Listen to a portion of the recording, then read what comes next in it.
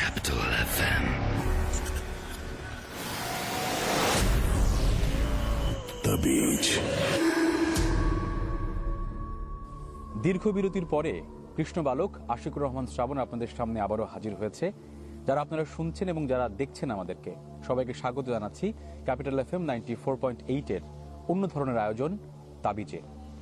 তাবিজ কি সেটি আপনারা হয়তো অনেকেই জানেন, বা যারা নতুন করে তাবিজের সঙ্গে যুক্ত হয়েছেন তাদেরকে বলি যে আমাদের সমাজ এবং সভ্যতার মধ্যে আমরা যুক্তি দিয়ে সবকিছুকে ব্যাখ্যা করতে পারি, কিন্তু যুক্তির বাইরেও একটা জগৎ আছে যে জগৎটি আসলে যুক্তি মানে না, যুক্তি সেখানে অর্থহীন। বলছি সেই জগতের কথা বা তাদের কথা যাদের সঙ্গে ঘটনাগুলো ঘটে শুধু তারাই বুঝতে পারে বা বলতে পারে যে আসলে এর কোনো ব্যাখ্যা নেই। এই ব্যাখ্যা না থাকা জগতের গল্প তাবিজ ক্যাপিটাল FM 94.8-এ। আজকে আমাদের সঙ্গে যুক্ত আছেন একজন, তার জীবনের কথা আমাদেরকে বলবেন এবং তার জীবনের গল্প যখন আপনারা শুনবেন তখন নিশ্চয়ই আপনারা আমাদেরকে লিখবেন এবং আপনাদের কথাগুলো আমরা পড়ে শোনানোর চেষ্টা করব আপনার জীবনে ঘটে যাওয়া এরকম কোনো ঘটনা আছে কিনা। আমাদের সঙ্গে আছেন ইশরাত, আপনাকে স্বাগত জানাচ্ছি ক্যাপিটাল FM-এ। আমরা তো ভূমিকায় বলার চেষ্টা করলাম যে আসলে সবকিছুর তো ব্যাখ্যা থাকে, কিন্তু কিছু ঘটনা থাকে মানুষের জীবনে যেগুলো ব্যাখ্যার বাইরের ঘটনা, যাকে আমরা বলি প্যারানর্মাল অ্যাক্টিভিটিস, কেউ বলে ভূতের গল্প, ভৌতিক গল্প, অনেকে বিশ্বাসও করতে চায় না। আপনার জীবনে আসলে কি ধরনের ঘটনা ঘটেছে যদি প্রথমটা আমাদেরকে একটু বলেন। আচ্ছা, যদি শুরু করতে চাই, আমি একটি বেসরকারি বিশ্ববিদ্যালয়ে পড়ছিলাম, BBA পড়ছিলাম তখন হচ্ছে আমরা মেসে থাকতাম অনেকগুলো মেয়ে। তো এইসব ব্যাপারে হয় কি যে মেসে থাকতে গেলে অনেক ধরনের গল্প শোনা যায় অ্যান্ড অল। সো ওগুলা যেহেতু আমরা অনেকগুলো মেয়ে হিসেবে থাকতাম, তো প্রথমত আমাদের শুনলে হাসি পেত, যেটা সবারই পায় আর কি, যেগুলা সবাই বলে অ্যান্ড অল। সো এমন হয়েছে অনেকগুলা খণ্ড খণ্ড ঘটনা হয়েছিল প্রথমে, তো আমি ওখান থেকে শুরু করি।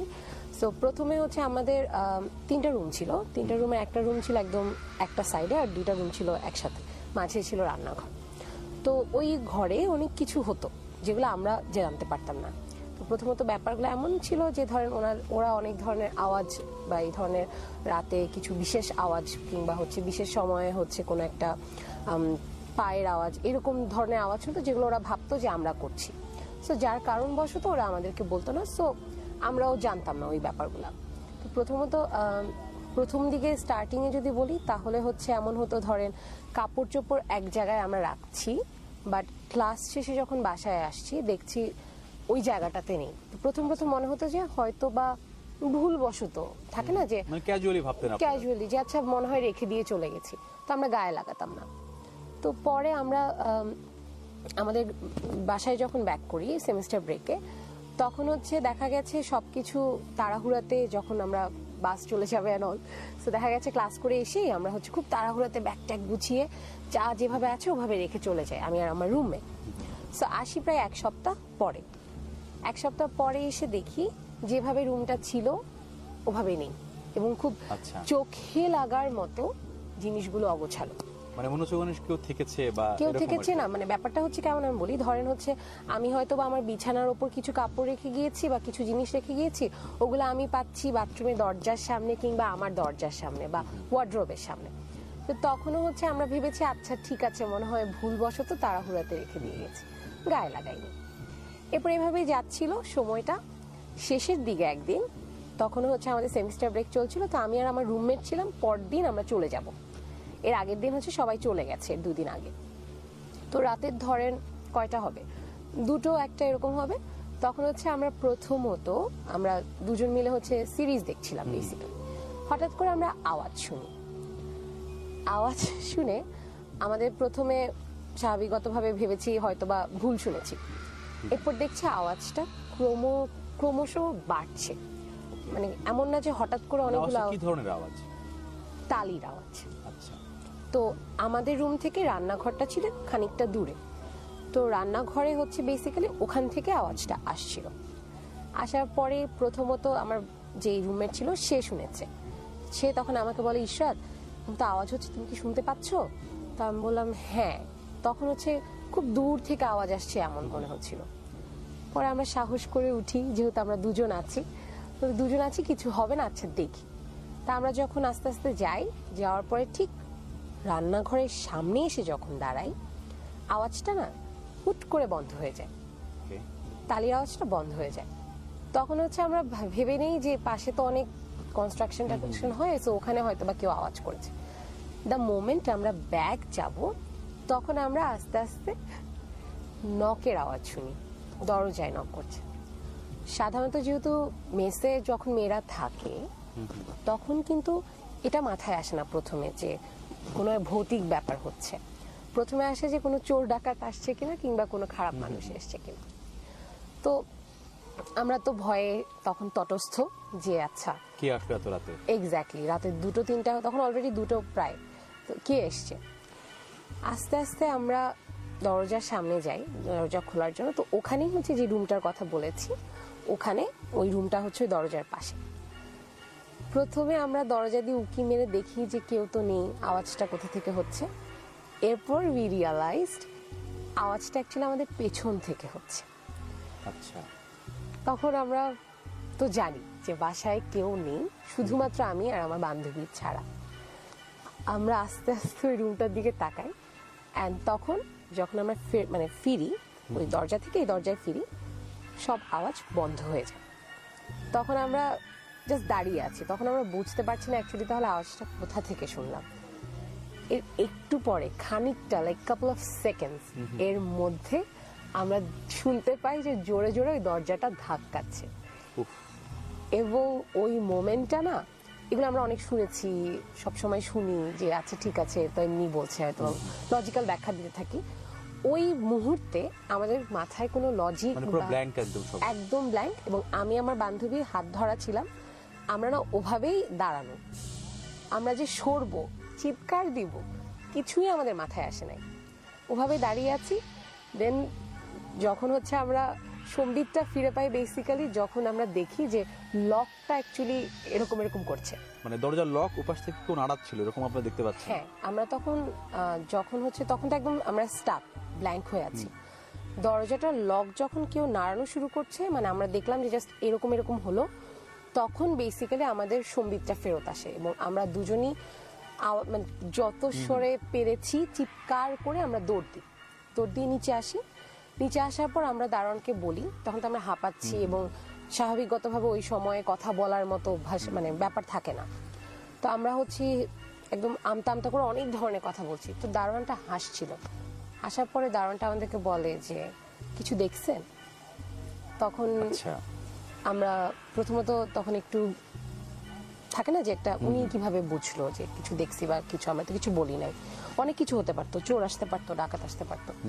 পরে তখন আমরা ওনাকে বলি, বলার পরে উনি খুব অদ্ভুতভাবে একটা হাসি দিল। হাসি দেওয়ার পরে বলে কি যে আজকে আর যায়েন না, আজকে আর ঘরে যায়েন না।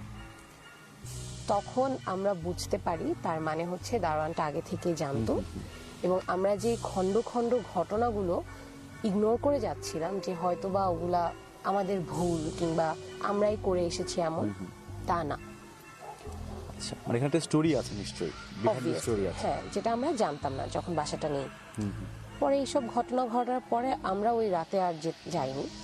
পরদিন হচ্ছে আমরা জাস্ট কোনো মতে ওনাকে নিয়ে সকালে গিয়ে কিছু কাপড় নিয়ে আমরা চলে যাই।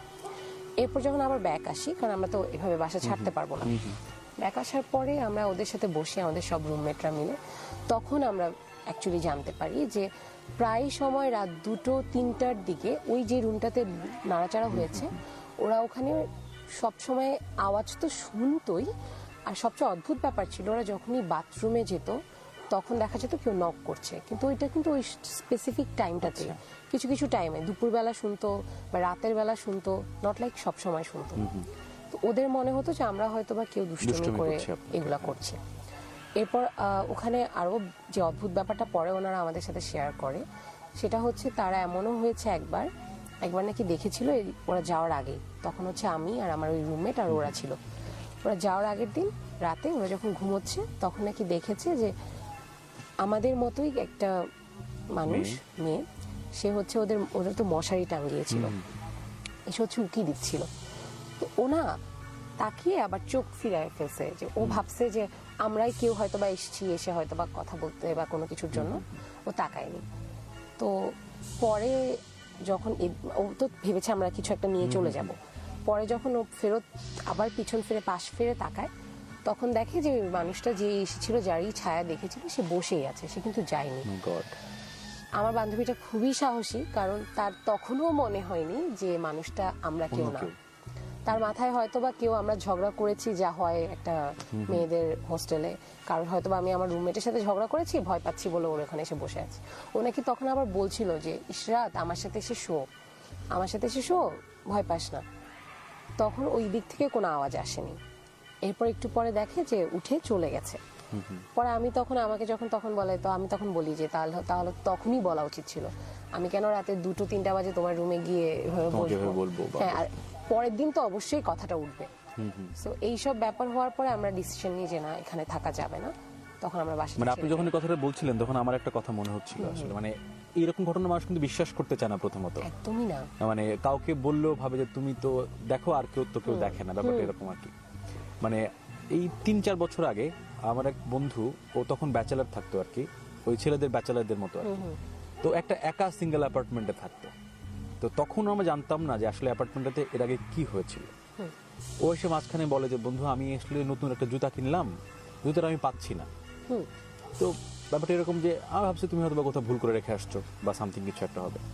তারপরে সে একদিন দেখে যে সে যখন ওয়াশরুমে গেছে, মানে একটা মেইলি সুরে তার নাম ধরে ডাকতেছে আর কি। মানে ও তখন ব্যাপারটা রিয়েলাইজ করে যে আসলে আমার বাসা তো এখন এই মুহূর্তে কোনো মেয়ে আসার কথা না। ও হুট করে দরজা খুলে দেখে যে আসলে কেউ নাই। এরপর একদিন সে রাতের বেলা ঘুমায় আছে, সকালবেলা ঘুম থেকে উঠে দেখে তার এই বুকের মধ্যে আঁচড়ের দাগ। মানে তখন মানে কি অবস্থা চিন্তা করেন আপনি। মানে সে একটা বাসায় একা শুয়ে আছে, মানে নখ দিয়ে আঁচড় দিলে যেরকম দাগ হয় ঠিক সেরকম আর কি। আমরা অনেক ফান টান করলাম, না তুমি কি করছো না করছো, তোমার দাগ হয়েছে এরকম ব্যাপারটা। মানে কোনোভাবেই তাকে বিশ্বাস করাতে পারি নাই যে আসলে ব্যাপারটা মানে নর্মাল না আর কি। এরপরে একদিন মানে সে হচ্ছে ল্যাপটপে বসে বিছানায় হেলান দিয়ে কাজ করতেছে, তার সামনে একটা আয়না ছিল, বড় আয়না থাকে না, মিরর। হঠাৎ করে দেখে যে একটা মানে সুইসাইডাল লাশ, মানে গলায় দড়ি দিয়ে একটা ছবির মতো জাস্ট আয়নার সামনে জাস্ট ভেসে উঠলো। ও তাকাইছে, আর কিছুক্ষণ পর ছবিটা নাই।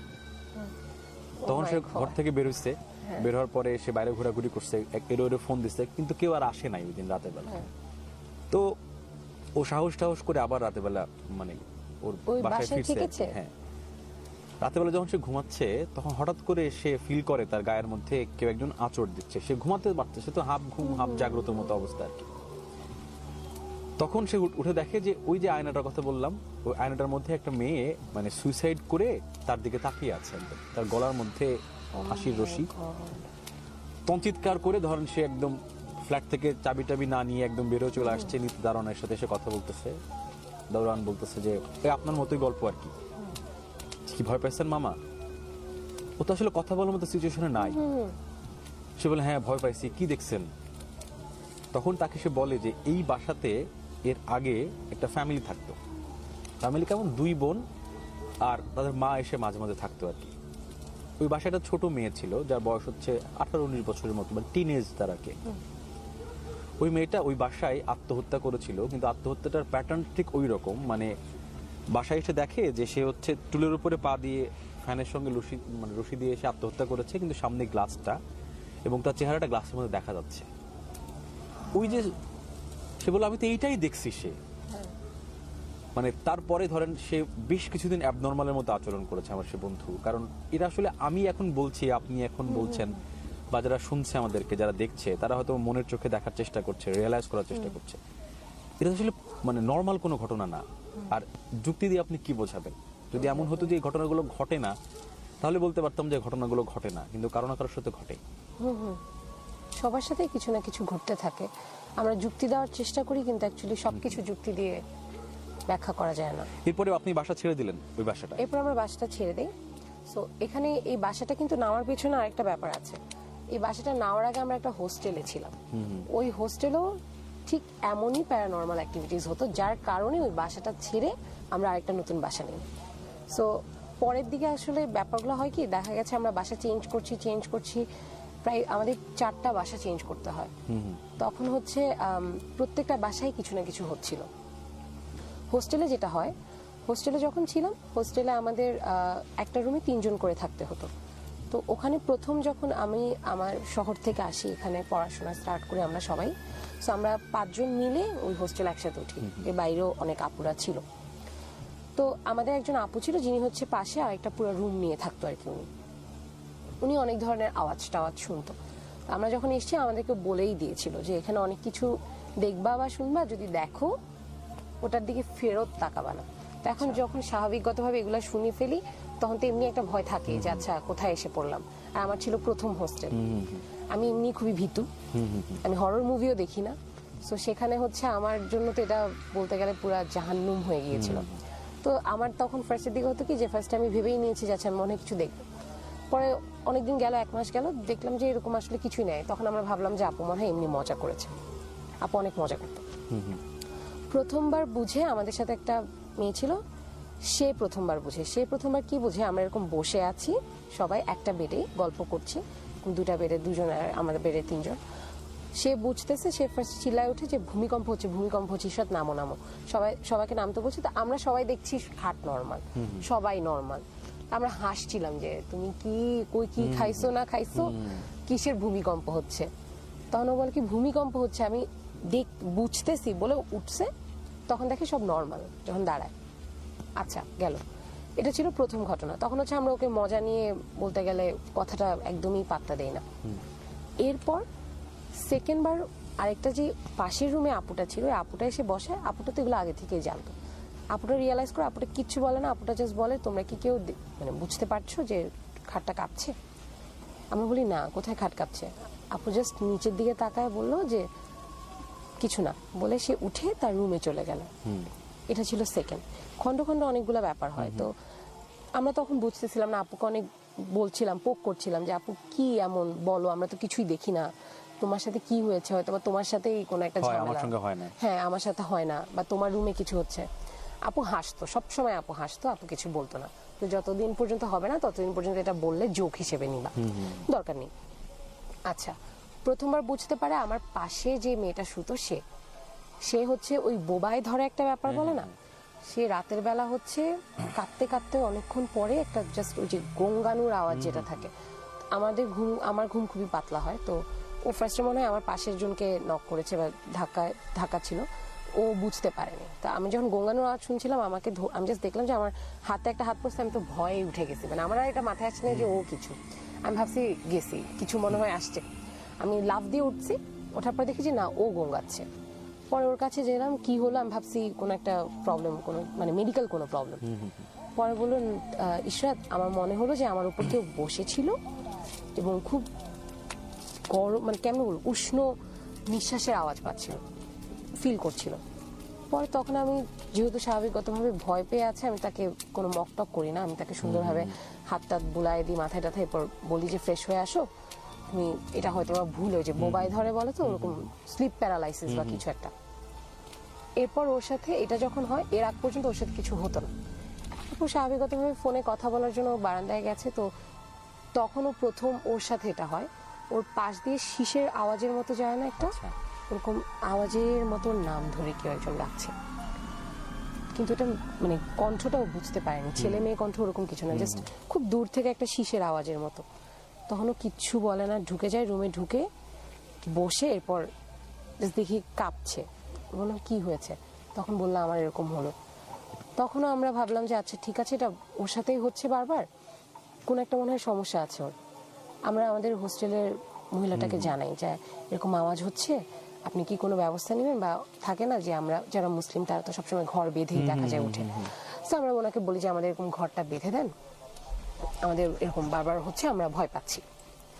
ঠিক আছে আমরা ঘর বেঁধে দিব। তো হুজুর টুজুর এনে হুজুরকে দিয়ে ঘর বাঁধে। তো উনি তখন আমাদেরকে এসে বলছে এটা তো তার ব্যবসা, যে আসলে এমন কোনো আওয়াজ হয় না, এরা মনে হয় এমনি আওয়াজ শুনে মানে একদম জোক মক হিসেবে এটা উড়ায় দেয়।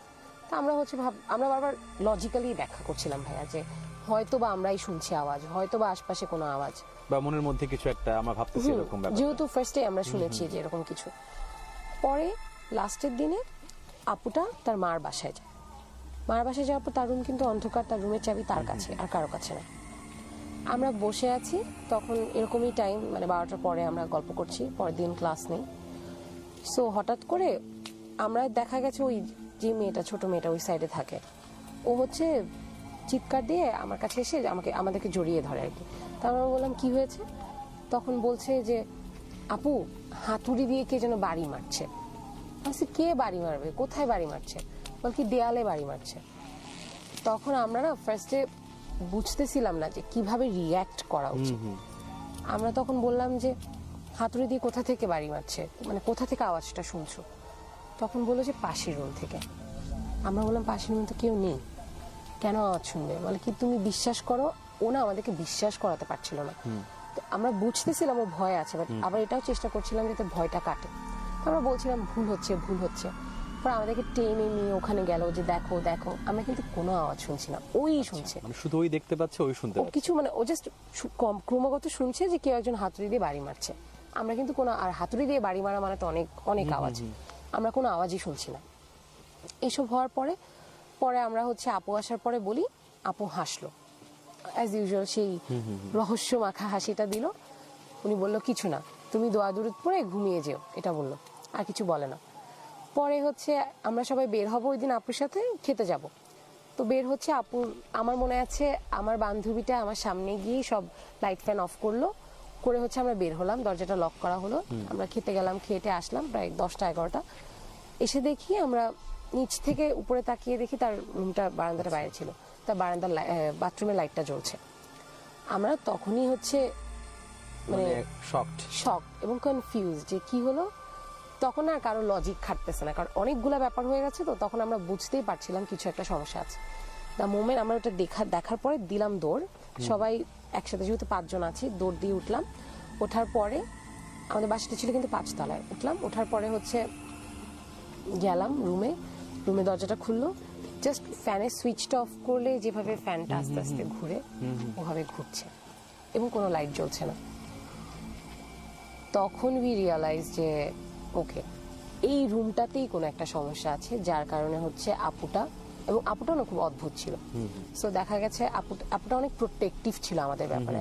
আপু সবসময় একটা তসবিহ রাখতো তার কাছে, এবং সবসময় দেখা গেছে আমরা ওনার রুমে আসলে বা ইয়ে করলে সে সুন্দর করে দোয়া পড়ছে বা ইয়ে করছে। তো আচ্ছা গেলাম, যাওয়ার পরে আমরা রুমে ঢুকলাম। রুমে ঢুকার পর এরপর আমরা ডিসকাস করছি যে আচ্ছা তাহলে তো মনে হয় হোস্টেলটা ছাড়তে হবে, এখানে থাকা যাবে না। পরে আমরা ওনার রুমে যেদিন লাস্ট দিন বাসাটা ছাড়বো, ওই দিন হচ্ছে এমন হয়েছে যে আমাদের মধ্যে আমি যেমন হচ্ছে আপনার লাইট বন্ধ না করে ঘুমাতে, মানে বন্ধ করলে আমি ঘুমাতে পারি না, ভয় লাগে। তো এটা হচ্ছে ওনাদের ভাষ্য মতে, আমি জানি না, আমার কোনো কিছুই এই ব্যাপারে মনে নেই। আমি নাকি রাতের এরকম 3টা 3:30 বাজে উঠে ওনাদেরকে নাকি বলছিলাম যে হঠাৎ করে, মানে একদম গম্ভীর কণ্ঠে, যে লাইটটা বন্ধ করে দাও। আপুকে আমরা আপনি করে বলতাম, আমি নাকি আপুকে বলছিলাম যে লাইটটা বন্ধ করে দাও। তখন আপু তো এগুলা তো অভ্যস্ত, আপু নাকি খুব জোরে চিৎকার দিয়ে আমাকে বকা দিয়ে বলছে যে তুই এখনই ঘুমাবি। উনি তুইও বলতো না আমাদেরকে, তুমি বলতো। এরপর নাকি আমি সাথে সাথে ঘুমিয়ে গেছি, কোনো আওয়াজ করিনি।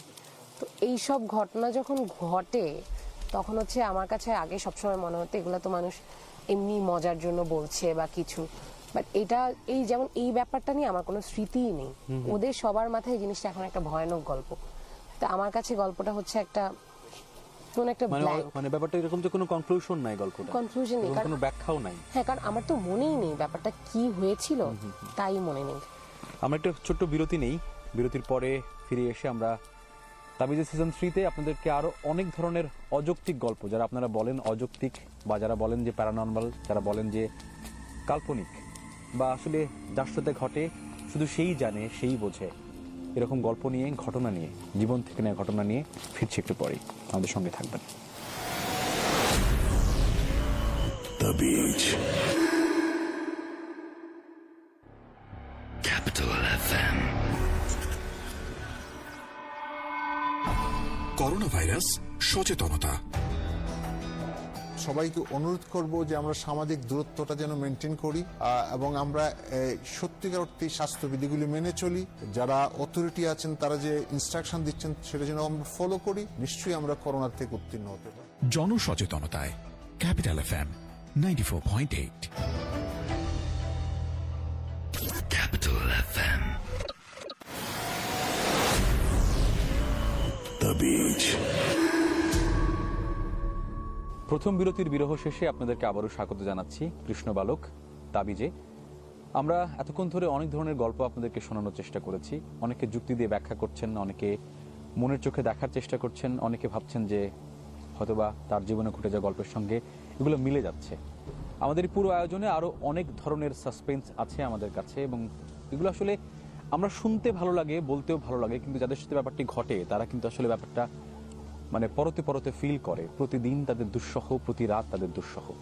আপনি যখন গল্পটা বলছিলেন তখন মানে তাবিজের সিজন 1-এ একজন আমাদের গেস্ট এসেছিলেন, তার একটা ঘটনা মনে পড়ছিল, মানে অনেকটা এই ঘটনাটার মতোই আর কি। উনি গল্প শুরু করার আগে প্রথমে দেখান যে আমার হাতের দিকে একবার তাকান, আমাদের হাতে রেখা আছে না অনেকগুলো, তার হাতের ঠিক মাঝখান দিয়ে কাটা একটা রেখা, আর কোনো রেখা নেই হাতের মধ্যে। মানে আমি এটা দেখার পরেই মানে আমার মানে গায়ের লোম সব দাঁড়িয়ে যায় আর কি, যে মানে এরকম হাত তো কখনো দেখিনি আমি।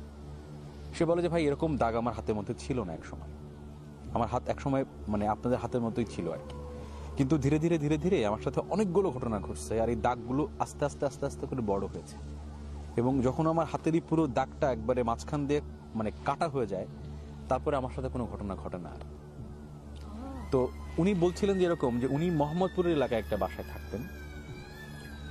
মানে বাসাটা হচ্ছে যে মানুষ কি করে, যে আসলে একটু কম দামি বাসা খোঁজার চেষ্টা করে, যে একটু পুরনো বাড়ি টাড়ি হলে থাকে না, যে মানে গাছপালাও থাকলো, সেও থাকতে পারলো আর কি। তো তারা 4 জন থাকতো ওই বাসায়, 4 জনের জন্য 2টা রুম ছিল আর কি, মানে 2 জন 2 জন করে এক রুমে থাকতো।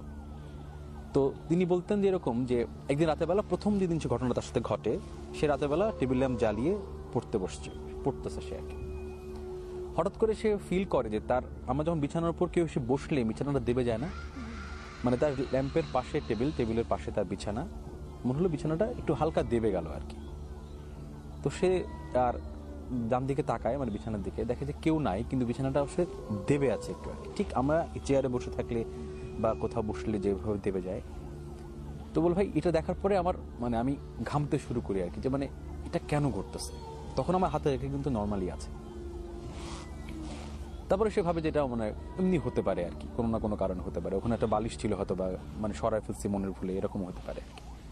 তারপরে সে হচ্ছে রাতেবেলা নর্মালি বিছানায় ঘুমায়। ঘুমানোর পর মনে হয় তার গায়ের উপরে কেউ পা দিয়ে তাকে জড়ায় ধরার একটা ফিল পাচ্ছে আর কি। তার ঘুম ভাঙে, দেখে যে আসলে তার পাশে কেউ নাই, কিন্তু মনে হচ্ছে যে তার গায়ের মধ্যে কেউ হাত দিয়ে পা দিয়ে তাকে জড়ায় ধরে রাখছে আর কি।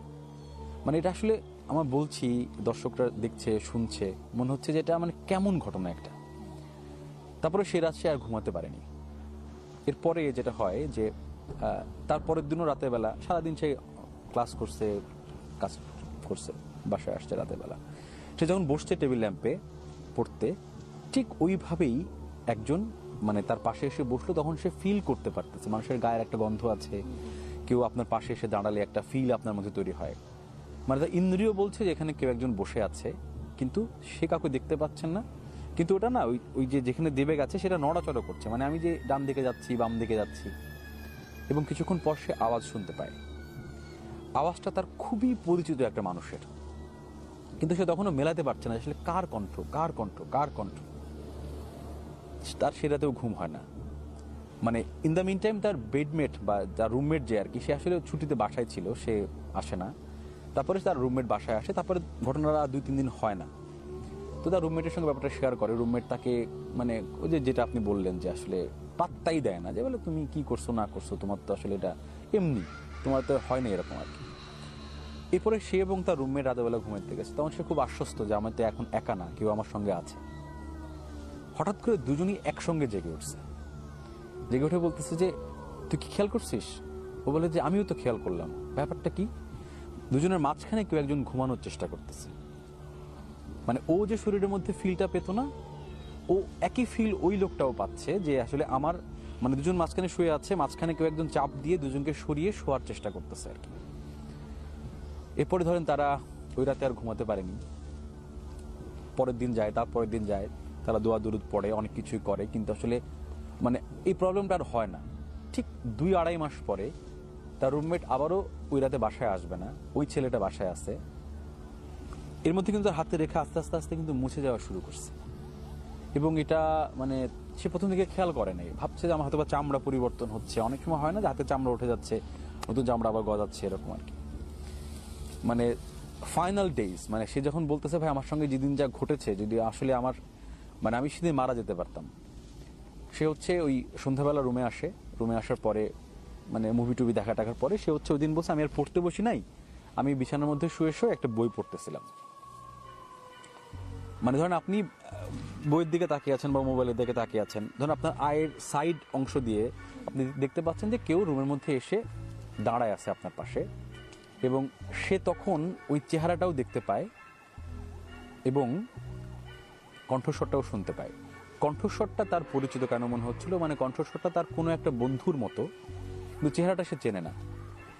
একটা মানে মানুষ যার ধরেন একটা লাশ অনেকদিন ধরে ধরেন কোনো একটা জায়গায় ফেলে রাখা হয়েছে, মানে পচে গেছে লাশটা, একটা অংশ নাই আর একটা অংশ আছে, মানে ধরেন কোনো জায়গায় দিয়ে কঙ্কালের মতো বেরিয়ে গেছে আর কোনো জায়গা দিয়ে মনে করেন মানুষের মতো একটা অবয়ব আছে আর কি। চোখটা তার দিকে একদম এভাবে তাকিয়ে আছে তার দিকে আর কি। উঠে চিৎকার করার পরে ওখান থেকে সে বের হয়ে যাওয়ার পরে আর ওই বাসার আসলে কেয়ারটেকারও ছিল না, ওই বাসায় সে রাতের বেলা ফেরে না। তারপরে সে তার 2টা বন্ধুকে নিয়ে এসে আশেপাশে বাড়িতে খোঁজ নেওয়া শুরু করে আসলে ঘটনাটা কি। তখন সে জানতে পারে যে এই যে সম্পত্তি বা এই যে বাড়িটা কেন পড়ো, ধর মোহাম্মদপুরের মতো জায়গায় একটা ধরেন মানে 8-10 কাঠা জায়গা নিয়ে একটা বাড়ি, সেই বাড়িটা আসলে কেন ভাড়া হয় না, কেন ডেভেলপাররা ডেভেলপ করে না, যাতে রহস্য না ব্যাপারটা। তখন তারা জানতে পারে যে আসলে এই বাসায় কখনো কোনোদিনও কেউ থাকতে পারেনি 1991 সালের পর থেকে। মানে এই বাসাতে একটা ইনসিডেন্ট হয়েছিল, মানে এই বাসায় একসময় ধরেন মানে মোটামুটি সবাই থাকতো, ফ্যামিলি নিয়ে অনেকে থাকতো, বাড়ির মালিকও থাকতো। মানে হঠাৎ করে দেখে যে একটা বাড়ি থেকেও একটা লোক গায়েব হয়ে যায়, মানে ধরেন মানে তাকে আর খুঁজে পাওয়া যায় না আর কি।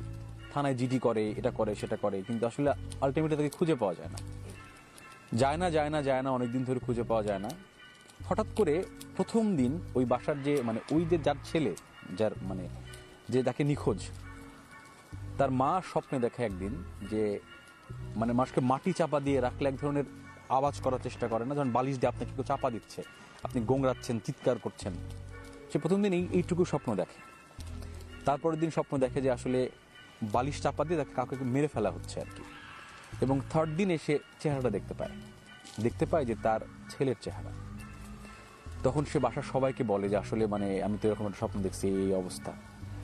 তখন তারা মানে বাড়ির মেঝেতে দেখে যে মানে প্লাস্টার করা হয়েছে নতুনের মতো আর কি, কিন্তু ওটা আসলে নর্মালি মানে প্লাস্টার মনে হচ্ছে যে কয়েকদিন আগে প্লাস্টার করেছে আর কি। এটা হচ্ছে বাড়ির ওই ড্রয়িং রুমের পাশে একটা ছোট্ট স্টোর রুমের মতো আছে আর কি।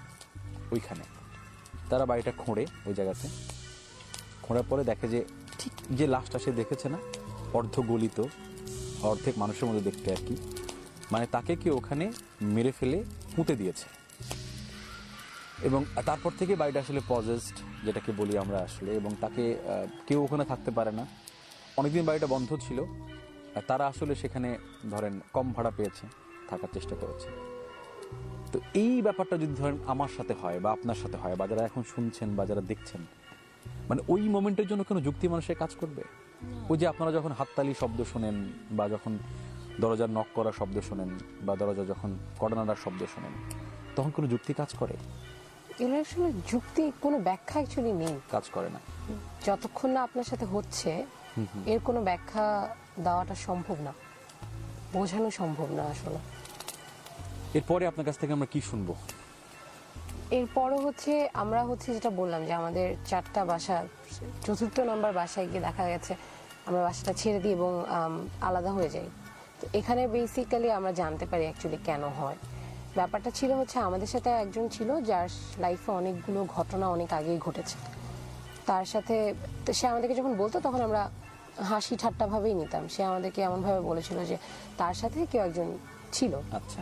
তো তার বেসিক্যালি পিরিয়ড যে ব্যাপারটা আর কি, তার যখন পিরিয়ড হয় প্রথমবার, এরপর থেকে সে সবসময় বুঝতে পারতো তার গ্রোথ অনুযায়ী, হ্যাঁ শি ইজ নট অ্যালোন, তার গ্রোথ অনুযায়ী তার পিরিয়ডটা সাধারণত একটা মেয়ে যে টাইমটাতে হয় ওই টাইমটাতে হয়নি, অনেক পরে হয়। তো এরপর থেকে সে বুঝতে পারতো যে তার সাথে কেউ আছে। এবং সে সবসময় আমাদেরকে বলতো, মানে সে যখন ভার্সিটিতে উঠবে বা কলেজে টাইমটাতে আর কি, কলেজের শেষের দিকে, তখন গিয়ে তার একটা প্রেম হয়, প্রণয় হয়। এর আগ পর্যন্ত তার লাইফে কোনো ছেলে আসতে পারতো না, কিছু না কিছু হতো, কিছু না কিছু একটা প্রবলেম হতো। পরে যখন তাকে হুজুর টুজুর দেখানো হয় তখন জানতে পারে যে তার সাথে একটা জিন কেউ একজন আছে এমন। তো তাকে অনেক কিছু করে হচ্ছে ঠিক করা হয়। সে এমনও হয়েছিল, আমরা তার থেকে কাহিনী শুনি যে সে ঘর থেকে বের হয়ে যেত, রাত হলেই তাকে ঘর থেকে বের করে দিতে হতো, না হলে হচ্ছে সে কান্নাকাটি শুরু করতো, মানে জিনিসপত্র ছোড়াছুড়ি করতো, কেমন যেন করতো। তো মানে ধরেন ঘর থেকে বের হয়ে, ওদের একটু গ্রাম্য ছিল, তো উঠানের সামনে গিয়ে সে আবার নর্মাল হয়ে যেত, গিয়ে হচ্ছে নর্মালি বসে থাকতো, উঠানে বসে থাকতো। তখন হচ্ছে সে কোনো আওয়াজ করতো না, হাসতো, কার সাথে যেন কথা বলতো। এগুলো ছিল তার ক্লাস 9-10-এর গল্প। তো এরপর হচ্ছে 4র্থ নাম্বার বাসা, মানে আমাদের শেষ যে বাসা, এরপর হচ্ছে আমরা ছেড়ে দিই এই ঘটনাটার পরে। ও হচ্ছে অনেক নামাজ কালাম পড়তো, তো তখন হচ্ছে এরকম ও তাহাজ্জুদের নামাজ মনে হয় পড়ছে, তো পড়ার পরে হচ্ছে সে বাথরুমে যাচ্ছে। কিন্তু আমাদের ওখানে একটা স্টোর রুম ছিল, এটা হচ্ছে শেষ বাসাটা যখন আমরা নিয়েছিলাম, এবং বাসাটা অনেক পুরনো ছিল। আমরা যে জায়গায় ছিলাম ওই জায়গাটা, নামটা না বলি, ওই জায়গাটা হচ্ছে সবই ডেভেলপিং বাসা ছিল, ডেভেলপারদের দ্বারা অ্যাপার্টমেন্ট বিল্ডিং ছিল। তো ওই বাসাটা সামনে, যেহেতু আমরা অনেকবার বাসা চেঞ্জ করেছি আর আমাদের বারবার প্রবলেম হচ্ছে, তো আমরা হচ্ছে একটু কমের মধ্যে বাসা খুঁজছিলাম। তখন হচ্ছে আমরা একটা পুরনো বাসা পাই, তো আমাদের বাসাটা অনেক বড় ছিল এবং খুবই অবাককর ব্যাপার যেটা ছিল, ওই বাসাটার ভাড়া অত্যন্ত নগণ্য ছিল। আমরা যে অ্যাপার্টমেন্টগুলোতে ছিলাম ওগুলোতে আমাদের দেখা গেছে 3টা ছোট ছোট রুমের জন্য যতটুকু না ভাড়া দিতে হতো, তার থেকে অলমোস্ট হাফ দামে আমরা এই বাসাটা পাই। আমরা খুব খুশি ছিলাম, উঠেছি, কোনো কিছু হচ্ছে না, প্রায় আমাদের 6 মাস কোনো প্রবলেম হয়নি। 6 মাস পরে এই ঘটনাটা হয়। তখন হচ্ছে রাতে উঠেছে, তাহাজ্জুদের নামাজ পড়ে সাধারণত 1-2টার পরে পরে, তো সে পড়ার পরে ফ্রেশ হয়ে বের হবে, তখন সে একটা আওয়াজ শোনার পর স্টোর রুমের দরজাটা সে খোলে। স্টোর রুমের দরজাটা খোলার পরে, আমাদের বাসা কিন্তু অনেক উঁচুতে ছিল, মানে একদম টপ ফ্লোরে ছিল। খোলার পরে সে দেখে একটা কালো বিড়াল। এমনিই তো আমাদের মধ্যে অনেক কিছু মানে কুসংস্কার আমরা বিশ্বাস করে ফেলি কালো বিড়াল দেখানোর, বাট যখন আপনি একটা টপ ফ্লোরে, আশপাশে কোনো বাসা নেই, যেহেতু বললামই পুরোনো বাসা, ওটার আশপাশে কোনো বাসা ছিল না, সে খুব অবাক হয় এবং তার না ভয়টা লাগে না, যেহেতু সে আরো অনেক কিছু দেখেছে, যেহেতু বললামই তার সাথে অনেক কিছু হয়েছে আগে। সে কিছু না দেখে, সে বিড়ালটা দেখে খুব নর্মালি দরজাটা লাগিয়ে চলে আসে। চলে আসার পরে ফজরের আজান পড়ার পরে সে নামাজ পড়ে, তখন আমরা অনেক রাত জাগতাম, তখন আমাদের রুমে আসে, আমাদের আওয়াজ শুনে যে আমরা তখনও জেগে আছি, আমাদেরকে এসে বলে যে এরকম হয়েছে, আওয়াজ শুনলাম, গেলাম, দেখলাম একটা কালো বিড়াল। ফার্স্টে আমরা বললাম যে ফার্স্ট অফ অল আমরা টপ ফ্লোরে থাকি, এখানে কালো বিড়াল আসবে না, ওঠাই সম্ভব না। সেকেন্ডলি আমাদের ওই বিল্ডিং এ কোনো পশু পাখি অ্যালাউ ছিল না, আমাদের বাড়িওয়ালা একদমই পছন্দ করতো না। তা আমরা তখন বললাম যে কই, চল দেখি। আমাদের প্রথম কনসার্ন ছিল কি যে হয়তো ভুলে ঢুকে গেছে এবং আটকে গেছে, মানে ও তো মারা যাবে। আমরা দরজাটা খুলি, খোলার পরে দেখি ওখানে কিছুই নেই, কিছুই নেই, বন্ধ দরজার ভিতরে বেড়াল, কিন্তু পরে দেখলেন কিছু নাই, কিছু নেই, মানে কিছুই নেই। এবং ওই জায়গাটা কিন্তু এত ছোট, এবং ওখানে কোনো একটা ছোট ভেন্টিলেটর ছিল যেটা হচ্ছে আপনার বন্ধ করা। সো ওটা দিয়েও যে যাবে, ওটার জন্য হচ্ছে এটা খুলতে হবে। একটা বিড়ালের পক্ষে এত উঁচুতে উঠে ভেন্টিলেটরে নব খোলা তো অ্যাটলিস্ট সম্ভব না। সো এরপর আমরা তখন বুঝতে পারি, আর এখানে একটা ব্যাপার আছে, ওই রুমটাতে, আমরা স্টোর রুমটাতে যেহেতু আমাদের কোনো কাজ ছিল না, ওখানে আমরা ময়লা রাখতাম। তো অনেক দিন ধরে ময়লাগুলো হচ্ছে, যেটা হয় না যে একটা নোংরা জায়গায় যখন আপনি ময়লা রাখেন, ওটা কিন্তু এমনি একটু অপবিত্র থাকে বা অপরিষ্কার একটা জায়গা থাকে। তো তখন হচ্ছে আমরা বুঝি যে আচ্ছা ঠিক আছে, কোনো একটা ঝামেলা মনে হয় আছে। আমরা পরদিন হচ্ছে গিয়ে দারোয়ানের সাথে কথা বলি আবারও যে কি হয়েছে। তখন দারোয়ান বলে যে দেখেন, এইখানে, দারোয়ানটা খুব ভালো ছিল, আমাদেরকে অনেক আদর করতো। তো উনি তখন বলে যে আপনারা যখন উঠছিলেন তখন আমি বলতে চেয়েছিলাম আপনারা মেয়ে ছেলে মানুষ থাকবেন, বাট ওই বাসাটা আসলে আমাদের ভাড়া হয় না, এই জন্যই আপনারা তো কমে ভাড়া পেয়েছেন। এবং ওই বাসাটাতে হচ্ছে বলা হতো যে একটা ছোট বাচ্চা ছিল যে হচ্ছে খুব বাজেভাবে মারা যায়। হ্যাঁ, খুবই ছোট ছিল, যার কারণ হচ্ছে সিঁড়ি থেকে বেসিক্যালি পড়ে মারা যায়, যার কারণ হচ্ছে ওই বাসাটা যেটা বলে পজেস ছিল বা এরকম, তার কারণ হচ্ছে বাসাটা ভাড়া হতো না। যখন আমরা আসি, আমরা যে, এবং আমাদের মনে আছে আমরা যখন ভাড়া বলা হয় তখন তো এমনি আমরা অনেক কমে পাচ্ছি, এরপর আমরা কিন্তু একটু নেগোসিয়েশন করার ট্রাই করি এবং উনি খুবই খুশি মনেই রাজি ছিল।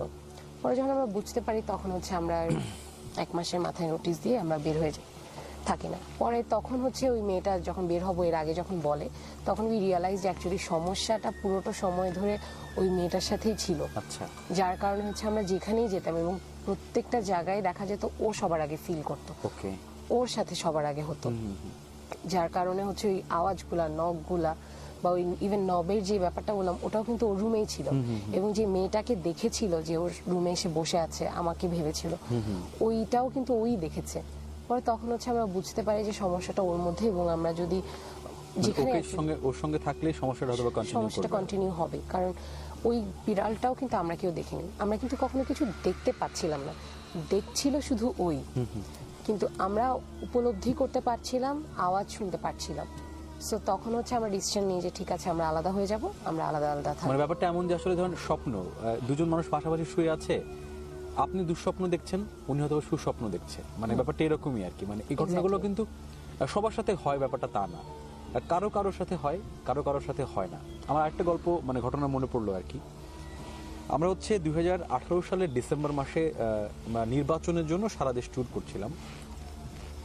তো আমাদের একজন ড্রাইভার মানে একসঙ্গে ধরেন আমরা 45 দিন থাকবো, তো ও হচ্ছে প্রতিদিনই বলতো যে ভাই আমি কিন্তু একটু ভয় পাই, আমাকে আপনি একা রুমে রাখেন না। তো বলতাম যে ঠিক আছে তুমি আমাদের পাশের রুমে থাকো, ব্যাপারটা এরকম আর কি। বলে আমি একসময় অনেক সাহসী ছিলাম, কিন্তু আমার জীবনে একটা ঘটনা ঘটছিল যার পর থেকে আসলে আমি মানে ভাই আমি সাহস আর দেখাতে পারি না, আমি ভয় পাই খুব। তো এরকম ধরেন বলতো, আমরা এত পাত্তা টাত্তা দিতাম না। তো মানে একদিন রাতের বেলা এরকমই শীতকাল, আমাদের একদিন মনে হলো যে আমরা একটু রস খাবো, খেজুরের গাছের রস খাবো আর কি। কাজটা শেষ, আমরা ধরেন রাত 9টার দিকে, ঘটনাটা বরিশালের, রাত 9টার দিকে আমরা হচ্ছে শহর থেকে 15-20 কিলোমিটার দূরে ড্রাইভ করে আমাদের একটা পরিচিত জায়গায় গেলাম। রাতের বেলা ওখানে গিয়ে রস টস খাইলাম, খাওয়ার পরে আস্তে আস্তে মানে 12টা 12:30টার মতো বাজে আর কি। শীতের রাত, অনেক কুয়াশা। তো সে গাড়ি চালাচ্ছে, গাড়ির মধ্যে গান বাজতেছে, আমি সামনের সিটে, পিছনের সিটে আমার ড্রাইভার, আর আমার সঙ্গে আমাদের জেলা প্রতিনিধি, বিভাগীয় প্রতিনিধি আর কি।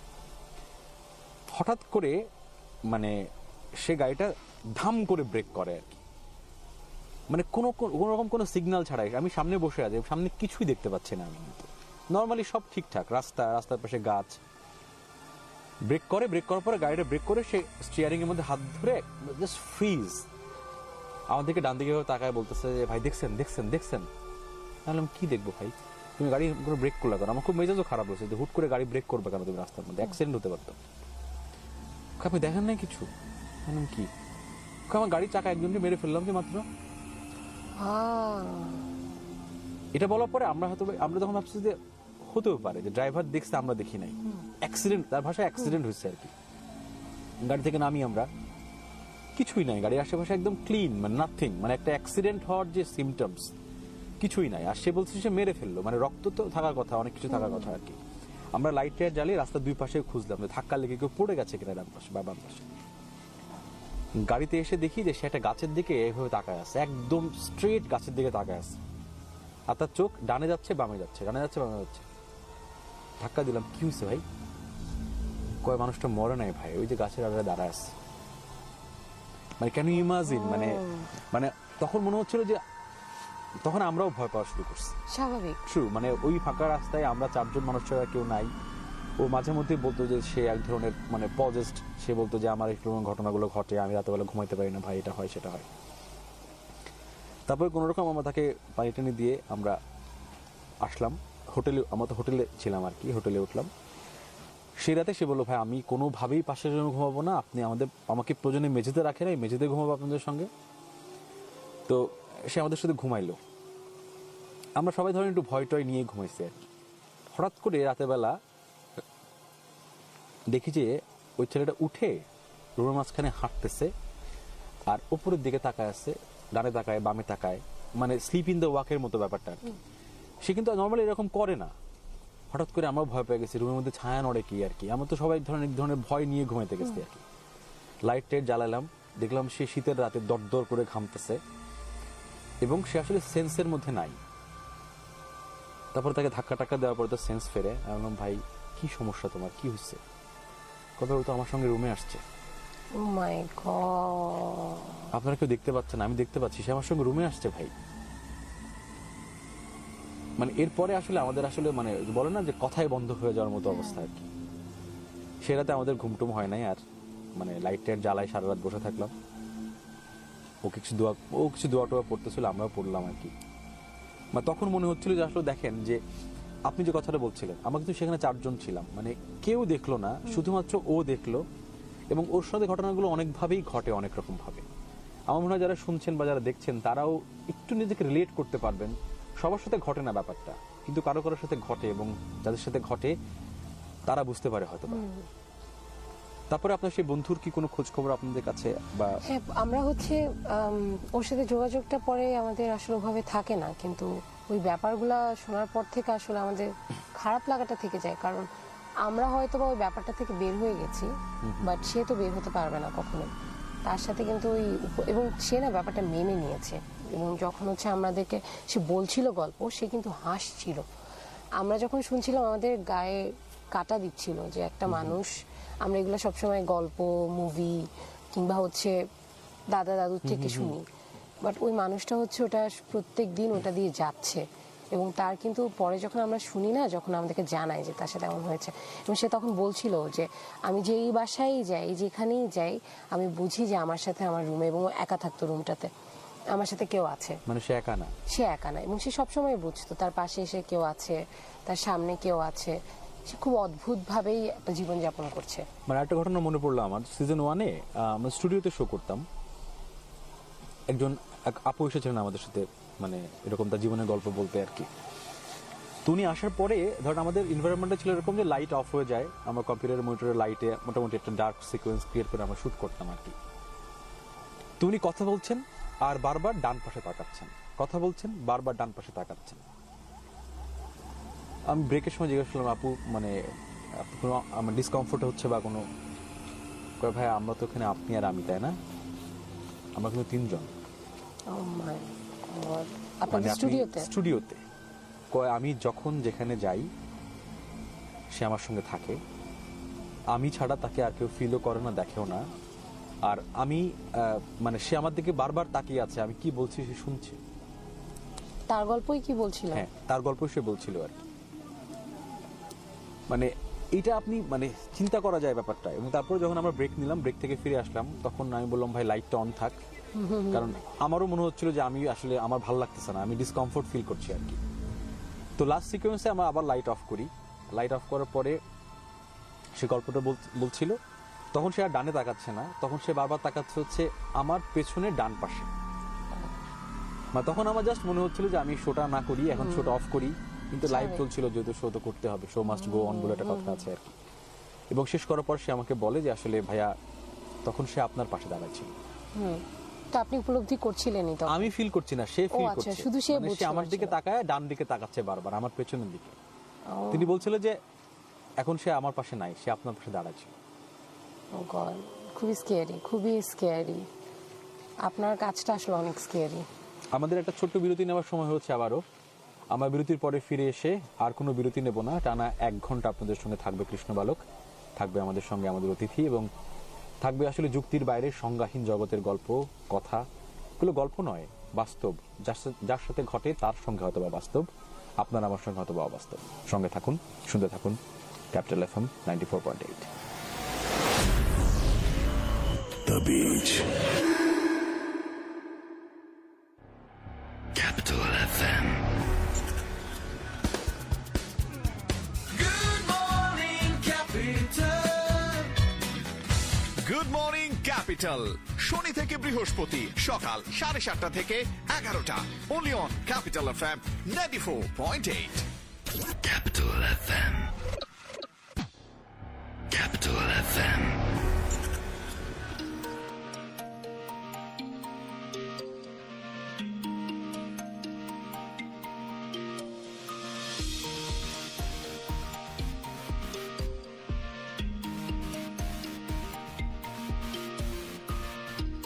চোখে দেখা সব কিছু নয়, মনে দেখা বাকি।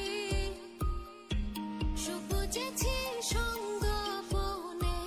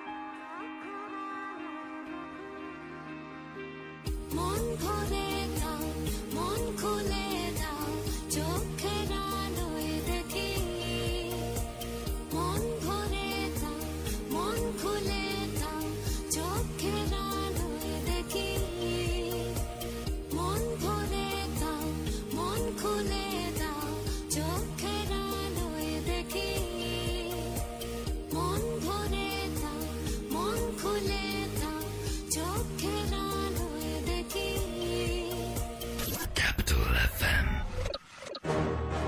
না আজ না আমার একটু অসুবিধা আছে আর কি বলবো তোর এত ডাট হ্যাঁ আরে ছি ছি ছি, কি বলতেছেন আপনি? ওই জায়গায় আমার থাকার কথা। ছেড়ে দেন তারেক ভাই, লজ্জা পাইছে। বই পড়তে আমরা সবাই ভালোবাসি, কিন্তু সময় আর সুযোগের অভাবে হয়ে ওঠে কই। ক্যাপিটাল FM 94.8 এবার জমবে বই পোকাদের মেলা। ক্যাপিটাল থিয়েটার, প্রতি শুক্রবার রাত 11টা থেকে 12টা। করোনা ভাইরাস সচেতনতা। করোনা ভাইরাস এটি অন্যান্য ভাইরাসের মতো একটি ভাইরাস, যেটিকে নাম বলা হচ্ছে কোভিড-19। এটি একটি সংক্রামক ব্যাধি। এটি হাঁচি কাশি এবং আমাদের হাতের মাধ্যমে এটি বিভিন্ন জায়গায় ছড়ায়, যার কারণে এটি চিকিৎসার চেয়ে সবচাইতে বড় মূল্যবান হলো আমাদের গণসচেতনতা, প্রিভেনশন, প্রোটেকশন। আরেকটি শুধু আমরা হ্যান্ড ওয়াশ যদি করি, এবং হ্যান্ড ওয়াশের জন্য সবসময় হ্যান্ড স্যানিটাইজারের প্রয়োজন নেই, অনেক কিছু দামি দামি ওষুধের প্রয়োজন নেই। আমার বাসার যে সাবান আছে এটি আপনি 20 সেকেন্ড ভালো মতো ওয়াশ করুন, বারে বারে করুন। অফিসে যাচ্ছেন অফিসে করুন, তাহলে আমরা এই সংক্রামক ব্যাধি থেকে আমরা মুক্ত হতে পারি। জনসচেতনতায় capital FM। Capital FM, time check. It's 12 a.m. বাজছে সারাক্ষণ যখনই রেডিও হচ্ছে on, ভরপুর আপডেট, সব টেনশন গন, non-stop fun আর unlimited গান। Chill হবে এখানে যখন সবাই on the run। Capital FM 94.8, দেশের number one music station. Capital FM. Corona virus সচেতনতা। কোয়ারেন্টাইন এটা একটা সহজ একটি পদ্ধতি। এটাকে ভীতি কেন আমরা মনে করছি সেটি জানি না। আমি যদি বিদেশ থেকে আসি, নতুবা ওই বিদেশে ফেরত রোগীর সাথে সংস্পর্শে আছি, আমরা বলা হচ্ছে 14 দিন আপনি একটি রুমের মধ্যে থাকুন। এই রুমের মধ্যে আপনার খাওয়া দাওয়া, ওই রুমের মধ্যে যদি সম্ভব হয় টয়লেট থাকলে আপনি ওইখানে আপনি গোসল করবেন, ওইখানে আপনি অন্যান্য কার্য আপনি সম্পাদন করবেন, এবং আপনি অন্য 14 দিন পরে আপনি নিজেই বুঝতে পারবেন যে আমি করোনাভুক্ত একজন মানুষ। অতএব আপনি সমাজে যে কোনো কাজ আপনি করতে পারবেন। কোয়ারেন্টাইনের কোনো ভীতি না, আপনারা এটিকে সহজভাবে নিয়ে আপনি 14 দিন আপনি বাড়িতে অবস্থান করুন। জনসচেতনতায় ক্যাপিটাল FM 94.8।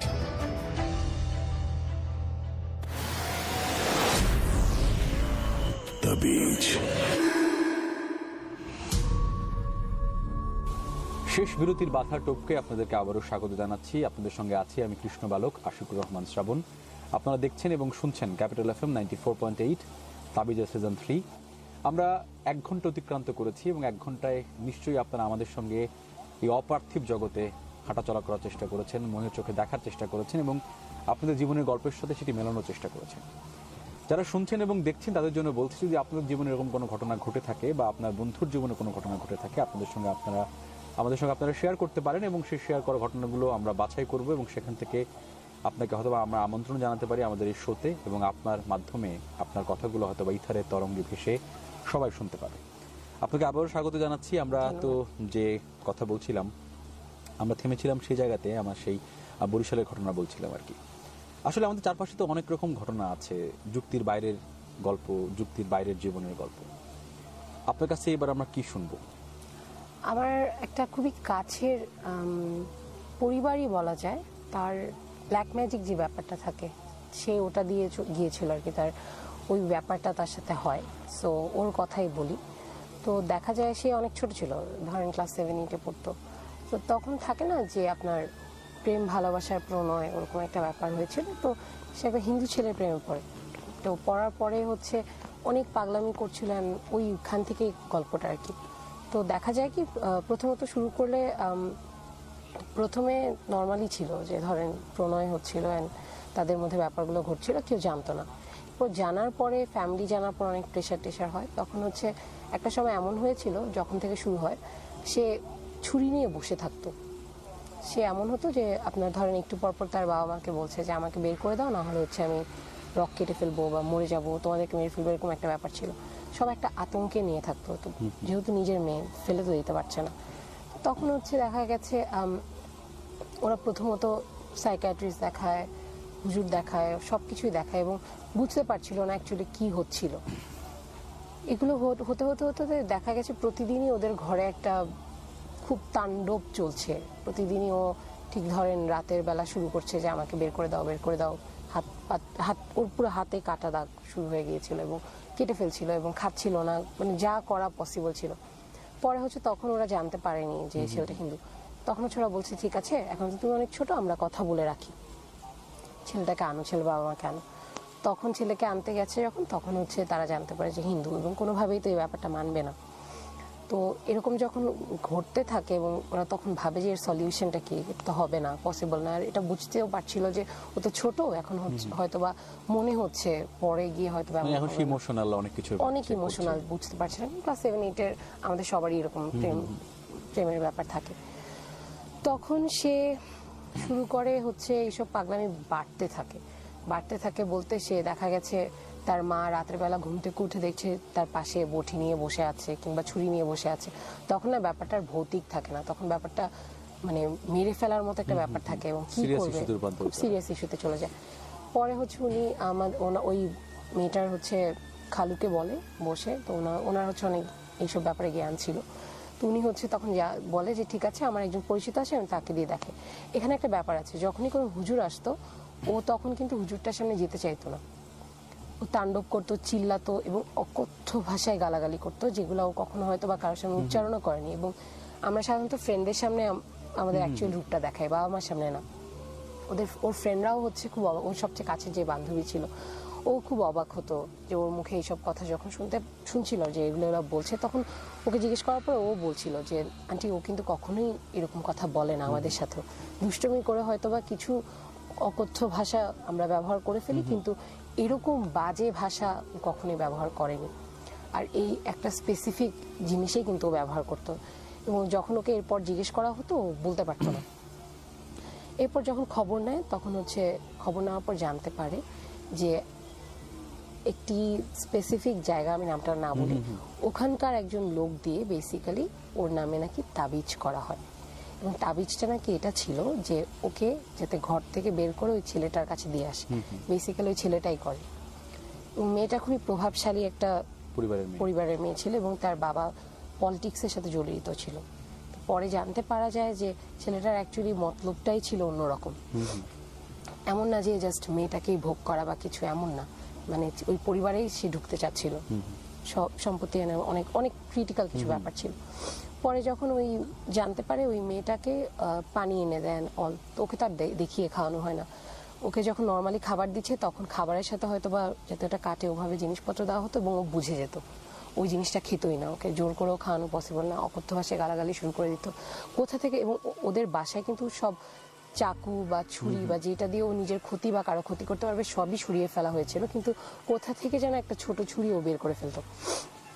এগুলো ঘটতে ঘটতে পরে হচ্ছে ওরা যখন ওই লোকের কাছে যায়, এবং খুবই অবাক হওয়ার মতো একটা বিষয়, লোকটাকে গিয়ে কিন্তু ওই মানে ওর যে খালু, সে কিন্তু গিয়ে বলে না তার কি হয়েছে বা কিছু, সে জাস্ট বলে যে এরকম পরিচিত আমার বন্ধুর মেয়ে এরকম হচ্ছে। তখন পুরোপুরি নামটাই বলে যে এই নামটা, মেয়েটার নাম কি এটা, বাবার নাম কি এটা, মায়ের নাম কি এটা, মেয়েটা কি এখানে পড়ে, মেয়েটার বয়স কি এত।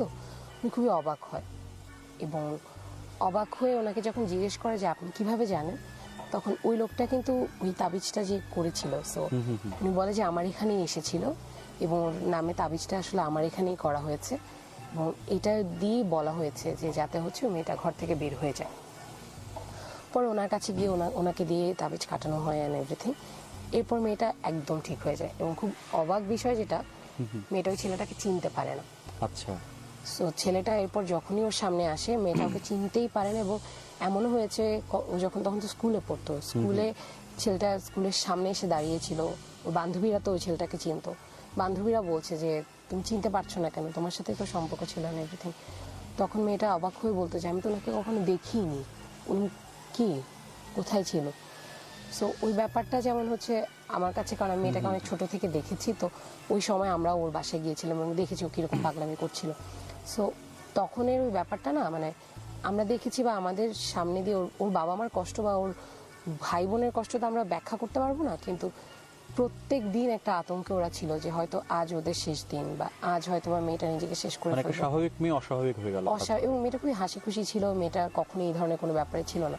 পরে ওই লোকটাকে অবশ্যই আইনের আওতায় আনা হয় এবং অনেক ব্যাপার হয়, কিন্তু মেয়েটার জীবনে যা হয়, এবং ও একটা স্কুলে দেখা গেছে ওই বছরে সে কোনো পরীক্ষা দিতে পারেনি, তাকে এমনও হয়েছে যে তাকে শহর চেঞ্জ করে আরেকটা শহরেও নিয়ে যাওয়া হয়, এবং ওই শহরে গিয়েও সে হচ্ছে কোনো না কোনোভাবে, এবং তাকে যে বাসাটাতে নেওয়া হয় শহর চেঞ্জ করার পর, এখানে একটা ব্যাপার বলিনি, ওই বাসাতে কোনো প্রকার ধারালো কোনো জিনিসপত্র রাখা হয়নি, তাকে একটা আলাদা রুমে রাখা হতো, তাকে আটকে রাখা হতো বলতে গেলে। ওখানেও সে ছুরি নিয়ে চলে আসে। সো তখন যখন হচ্ছে ওকে জিজ্ঞেস করা হয়েছিল ওই সময়টাতে যে তুমি কোথা থেকে পাচ্ছ, তখন নাকি সে বলেছে আমাকে এনে দেয়। তো জিজ্ঞেস করে যে কে এনে দেয়, বলকে একজন আছে এনে দেয়। একজনটা কে বা কিরকম ওগুলা কিছু না, সে জাস্ট বলে যে আমার একটা বান্ধবী আছে, সে আমাকে এনে দেয়, এবং সে আমাকে বলে, এবং ওই মানুষটা মানে তার ব্যাখ্যাটা এমন ছিল যে যে এনে দিত সে নাকি বারবার ওকে বলতো যে শেষ করে দাও, এটাই তোমার স্বাধীনতা। আর একটা ক্লাস 7-8 মেয়ে, বাংলাদেশের কনজারভেটিভ ফ্যামিলিতে কিন্তু বলা হয় যে আমাদের কাছে স্বাধীনতাটাই অনেক বড়, তাকে ঠিক ওই জিনিসটা দিয়েই কিন্তু মোটিভেট করা হতো যে তুমি এখানে মেরে ফেললেই তোমার কিন্তু স্বাধীনতা পেয়ে যাচ্ছ, তুমি ছেলের কাছে চলে যেতে পারছো, তোমার লাইফটা অন্যরকম হয়ে যাবে, এসব বলা হতো। এগুলাই চলছিল। তো পরে আমরা বুঝতে পারি যে যেটাই করা হয়েছিল ওর সাথে, সেটা ব্ল্যাক ম্যাজিক হোক বা যাই হোক, ওখানে একজন ছিল যে হচ্ছে এসেই ওকে এগুলা করতো। এবং ও পরে বলছিল যে আমি যখন মানে ও এভাবে বলছে যে আমি যখন খুব বেশি রেগে যাচ্ছিলাম বা যখন হচ্ছে আমাকে সবাই উত্তপ্ত করছিল, তখন ওই তার মনে হতো যে তার ভিতরে কিছু একজন প্রবেশ করে ওই গালিগুলা বলতো।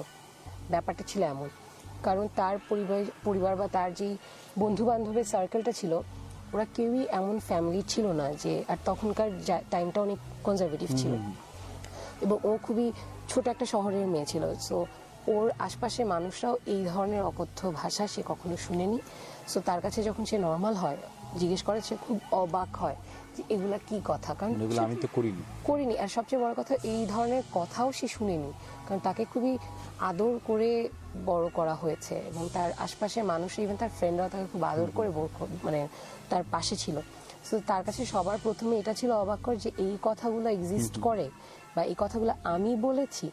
সো এই জিনিসটা যেমন আমার কাছে এখনো কোনো ব্যাখ্যা থাকে না, যে তাবিজ ব্যাপারটা তো অনেক অনেক শেডি একটা ব্যাপার। আমি যেমন পার্সোনালি তাবিজ বিশ্বাস করি না। সো আমার কাছে যেমন এটা খুবই হাস্যকর লাগতো যে কি বলছে, তো যখন হচ্ছে আমি তার ওই রূপটা দেখেছি এবং পরের যে রূপটা দেখেছি, তখন আমি ঠিক মিলাতে পারি না যে এমনও কিছু হয়তো বা আছে যেটা আমার সাথে হয়নি বলে আমার কাছে ব্যাখ্যা নেই। যেমন আমি যা বললাম এর আগে যে আমার সাথে যা যা হয়েছে, তো ওগুলোর কিন্তু ব্যাখ্যা ছিল না। এর আগ পর্যন্ত আমার কাছে এগুলো একটা ভূতের মুভির কোনো একটা গল্প ছিল, কিন্তু যখন আমার সাথে হয় তখন আমি বুঝতে পারি। আপনার হয়তো বা অনেকেই অনেক জায়গায় আমাদের সঙ্গে যুক্ত হয়েছেন, কেউ গ্রাম থেকে, কেউ কনক্রিটের শহর থেকে। আপনাদের সঙ্গে একটা গল্প শেয়ার করতে চাই, আসলে আপনাকে সাথে নিয়ে শেয়ার করতে চাইবো। প্রথমত হচ্ছে যে আমরা যে কথাগুলো বলি সে কথাগুলো আপনাদের সম্পূর্ণ বিশ্বাস করতে হবে এমন কোনো বাধ্যবাধকতা নেই, কিন্তু কারণ এটি আমার জীবনে ঘটে যাওয়া গল্প বা তার জীবনে ঘটে যাওয়া গল্প বা অন্য অনেকের জীবনে ঘটে যাওয়া গল্প, এটা কিন্তু সবার সাথে ঘটে না। ধরেন যারা গ্রামে বড় হয়েছে আমরা আর কি, গ্রামে কিন্তু আসলে প্রতি পরতে একটা কিন্তু গল্প থাকে, মানে অন্ধকার যেখানে থাকে সেখানে কিন্তু নতুন নতুন রহস্যের গল্প জন্ম হয়। আমাদের সঙ্গে একটা বন্ধু আমাদের স্কুলেই পড়তো, তার নাম হচ্ছে নাজমুল, মানে দুরন্ত ডান পিটে ছেলের একটা যদি সংজ্ঞা দেই, নাজমুল ওয়ান অফ দেন আর কি। তখন আমরা খুবই ছোট, মানে খুব ছোট, মানে ধরেন আমরা 6-7 এরকম ক্লাসে পড়ি আমরা আর কি। তো গ্রাম তখন আসলে আরো গ্রাম ছিল, এখন তো ধরেন সভ্যতা গ্রামেও পৌঁছে গেছে। তো আমাদের গ্রাম থেকে ধরেন 1 কিলোমিটার দূরে একটা জঙ্গলের মতো জায়গা ছিল, যে জায়গাটা আমরা সবাই বলতাম যে হচ্ছে একটু মানে এড়িয়ে চলার মতো জায়গা আর কি। মানে ব্যাপারটা আমি যে সিকোয়েন্সটা বলি তাহলে আপনারা যারা শুনছেন এবং আপনিও ব্যাপারটা বুঝতে পারবেন। সেটা হচ্ছে যে ধরেন একটা মাঠের মাঝখানে একটা অনেক প্রকাণ্ড জঙ্গল, অনেকগুলো বাঁশ বাগান, সেখানে পুরনো পুরনো আম গাছ, আম বাগান, মানে বাঁশগুলো আসলে কেউ কাটে না, এর পেছনেও গল্প আছে। মানে ধরেন একটা বাঁশ বাগানে বাঁশ কেউ কাটছে না, মানে বাঁশগুলো পড়ে আছে নিচে, সেখান থেকে বাঁশ গজাচ্ছে, অন্ধকার, একটা শেডি ভাব, অন্ধকার। আর ওইখানে একটা মিথ আছে, মানে ছিল আর কি, এখনো সেটা আছে। ওই জায়গাটাকে বলা হতো আস্তানা পাড়া। ওখানে অনেক বছর আগের একটা সাধু এসে আস্তানা তৈরি করেছিল এবং তারপর থেকে জায়গাটা নিয়ে মানুষ এক ধরনের গল্প বলেন, বিশ্বাসের জায়গা বলেন, সেটি আছে। মানে মোটামুটি সব ধর্মের মানুষই সেখানে যে মানত করত। মানে সেখানে একটা উঁচু ডিবির মতো ছিল মাটির, উই পোকার যেমন ডিবি করে না, ঠিক ওরকম আর কি। ওখানে যে মনে করেন কেউ মুরগি দিয়ে আসতো, কেউ দুধ দিয়ে আসতো, কেউ কলা দিয়ে আসতো, এবং তারা মনের ডিজায়ার সেখানে বলে আসতো আর কি। অনেকের জীবনে ঘটতো, অনেকের জীবনে ঘটতো না। তো জায়গাটা বেসিক্যালি আসলে নর্মালি মানুষজন এড়িয়ে চলতো। ওই বাঁশবাগান থেকে কেউ বাঁশও কাটতো না, কারণ ভাবতো যে আসলে যদি, মানে গল্প ছিল এরকম, যখন থেকে কেউ বাঁশ কেটে নিয়ে আসলে সে ঘর ভেঙে পড়ে যাবে, আর যে বাঁশ কেটে নিয়ে আসবে তার প্রচণ্ড জ্বর হবে এবং সে মারা যাবে। ধরেন হয়তো বা কোনোদিন এরকম ঘটনা ঘটেছে দু একবার, এই জন্য মানুষের মনে বিশ্বাসটা আরও দৃঢ় হয়েছে আর কি। তো আপনার ব্যাপারটা এরকম যে শীতকালে যখন হচ্ছে ওই যে ধান গাছগুলো কাটে, যখন মাঠটা ফাঁকা হয়ে যায়, তখন কিন্তু অনেকে ফুটবল খেলে, ক্রিকেট খেলে মাঠের মাঝখানে আর কি। তো আমরা ওরকম ওই বাগান থেকে ধরেন একটু দূরে আর কি আমরা খেলছিলাম বিকেলবেলা আর কি। খেলতে খেলতে হঠাৎ করে দেখলাম যে আমাদের এই ক্রিকেট খেলছিলাম, যে আমাদের লংয়ে যে ফিল্ডিং করছিল নাজমুল নাই। প্রথমে ভাবছি অথবা সে প্রকৃতিটাকে সাড়া দিতে গেছে, বা সে অথবা পাশে বিশ্রাম নিচ্ছে এরকম আর কি।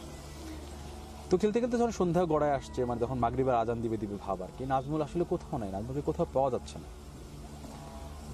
তো মানে তখন তো আমরা আসলে একটু ভয় পাই, পাশে আস্তানা পাড়, নাজমুল নাই। তখন হচ্ছে গ্রামে আমরা একজনকে পাঠাই যে তুমি বাড়িতে যেয়ে বড়দের ডাক দিয়ে নিয়ে আসো, নাজমুল তো নিখোঁজ। বাড়ির থেকে ধরেন ওই কথা শোনার পরে কিছুক্ষণের মধ্যে কিছু লোকজন আসে, মুরব্বীরা আসে আর কি, মুরব্বীর লাইট টাইট সব নিয়ে আসে, হ্যাজাক বাতি টাতি সব নিয়ে আসে, যে ওকে তো সার্চ করতে হবে।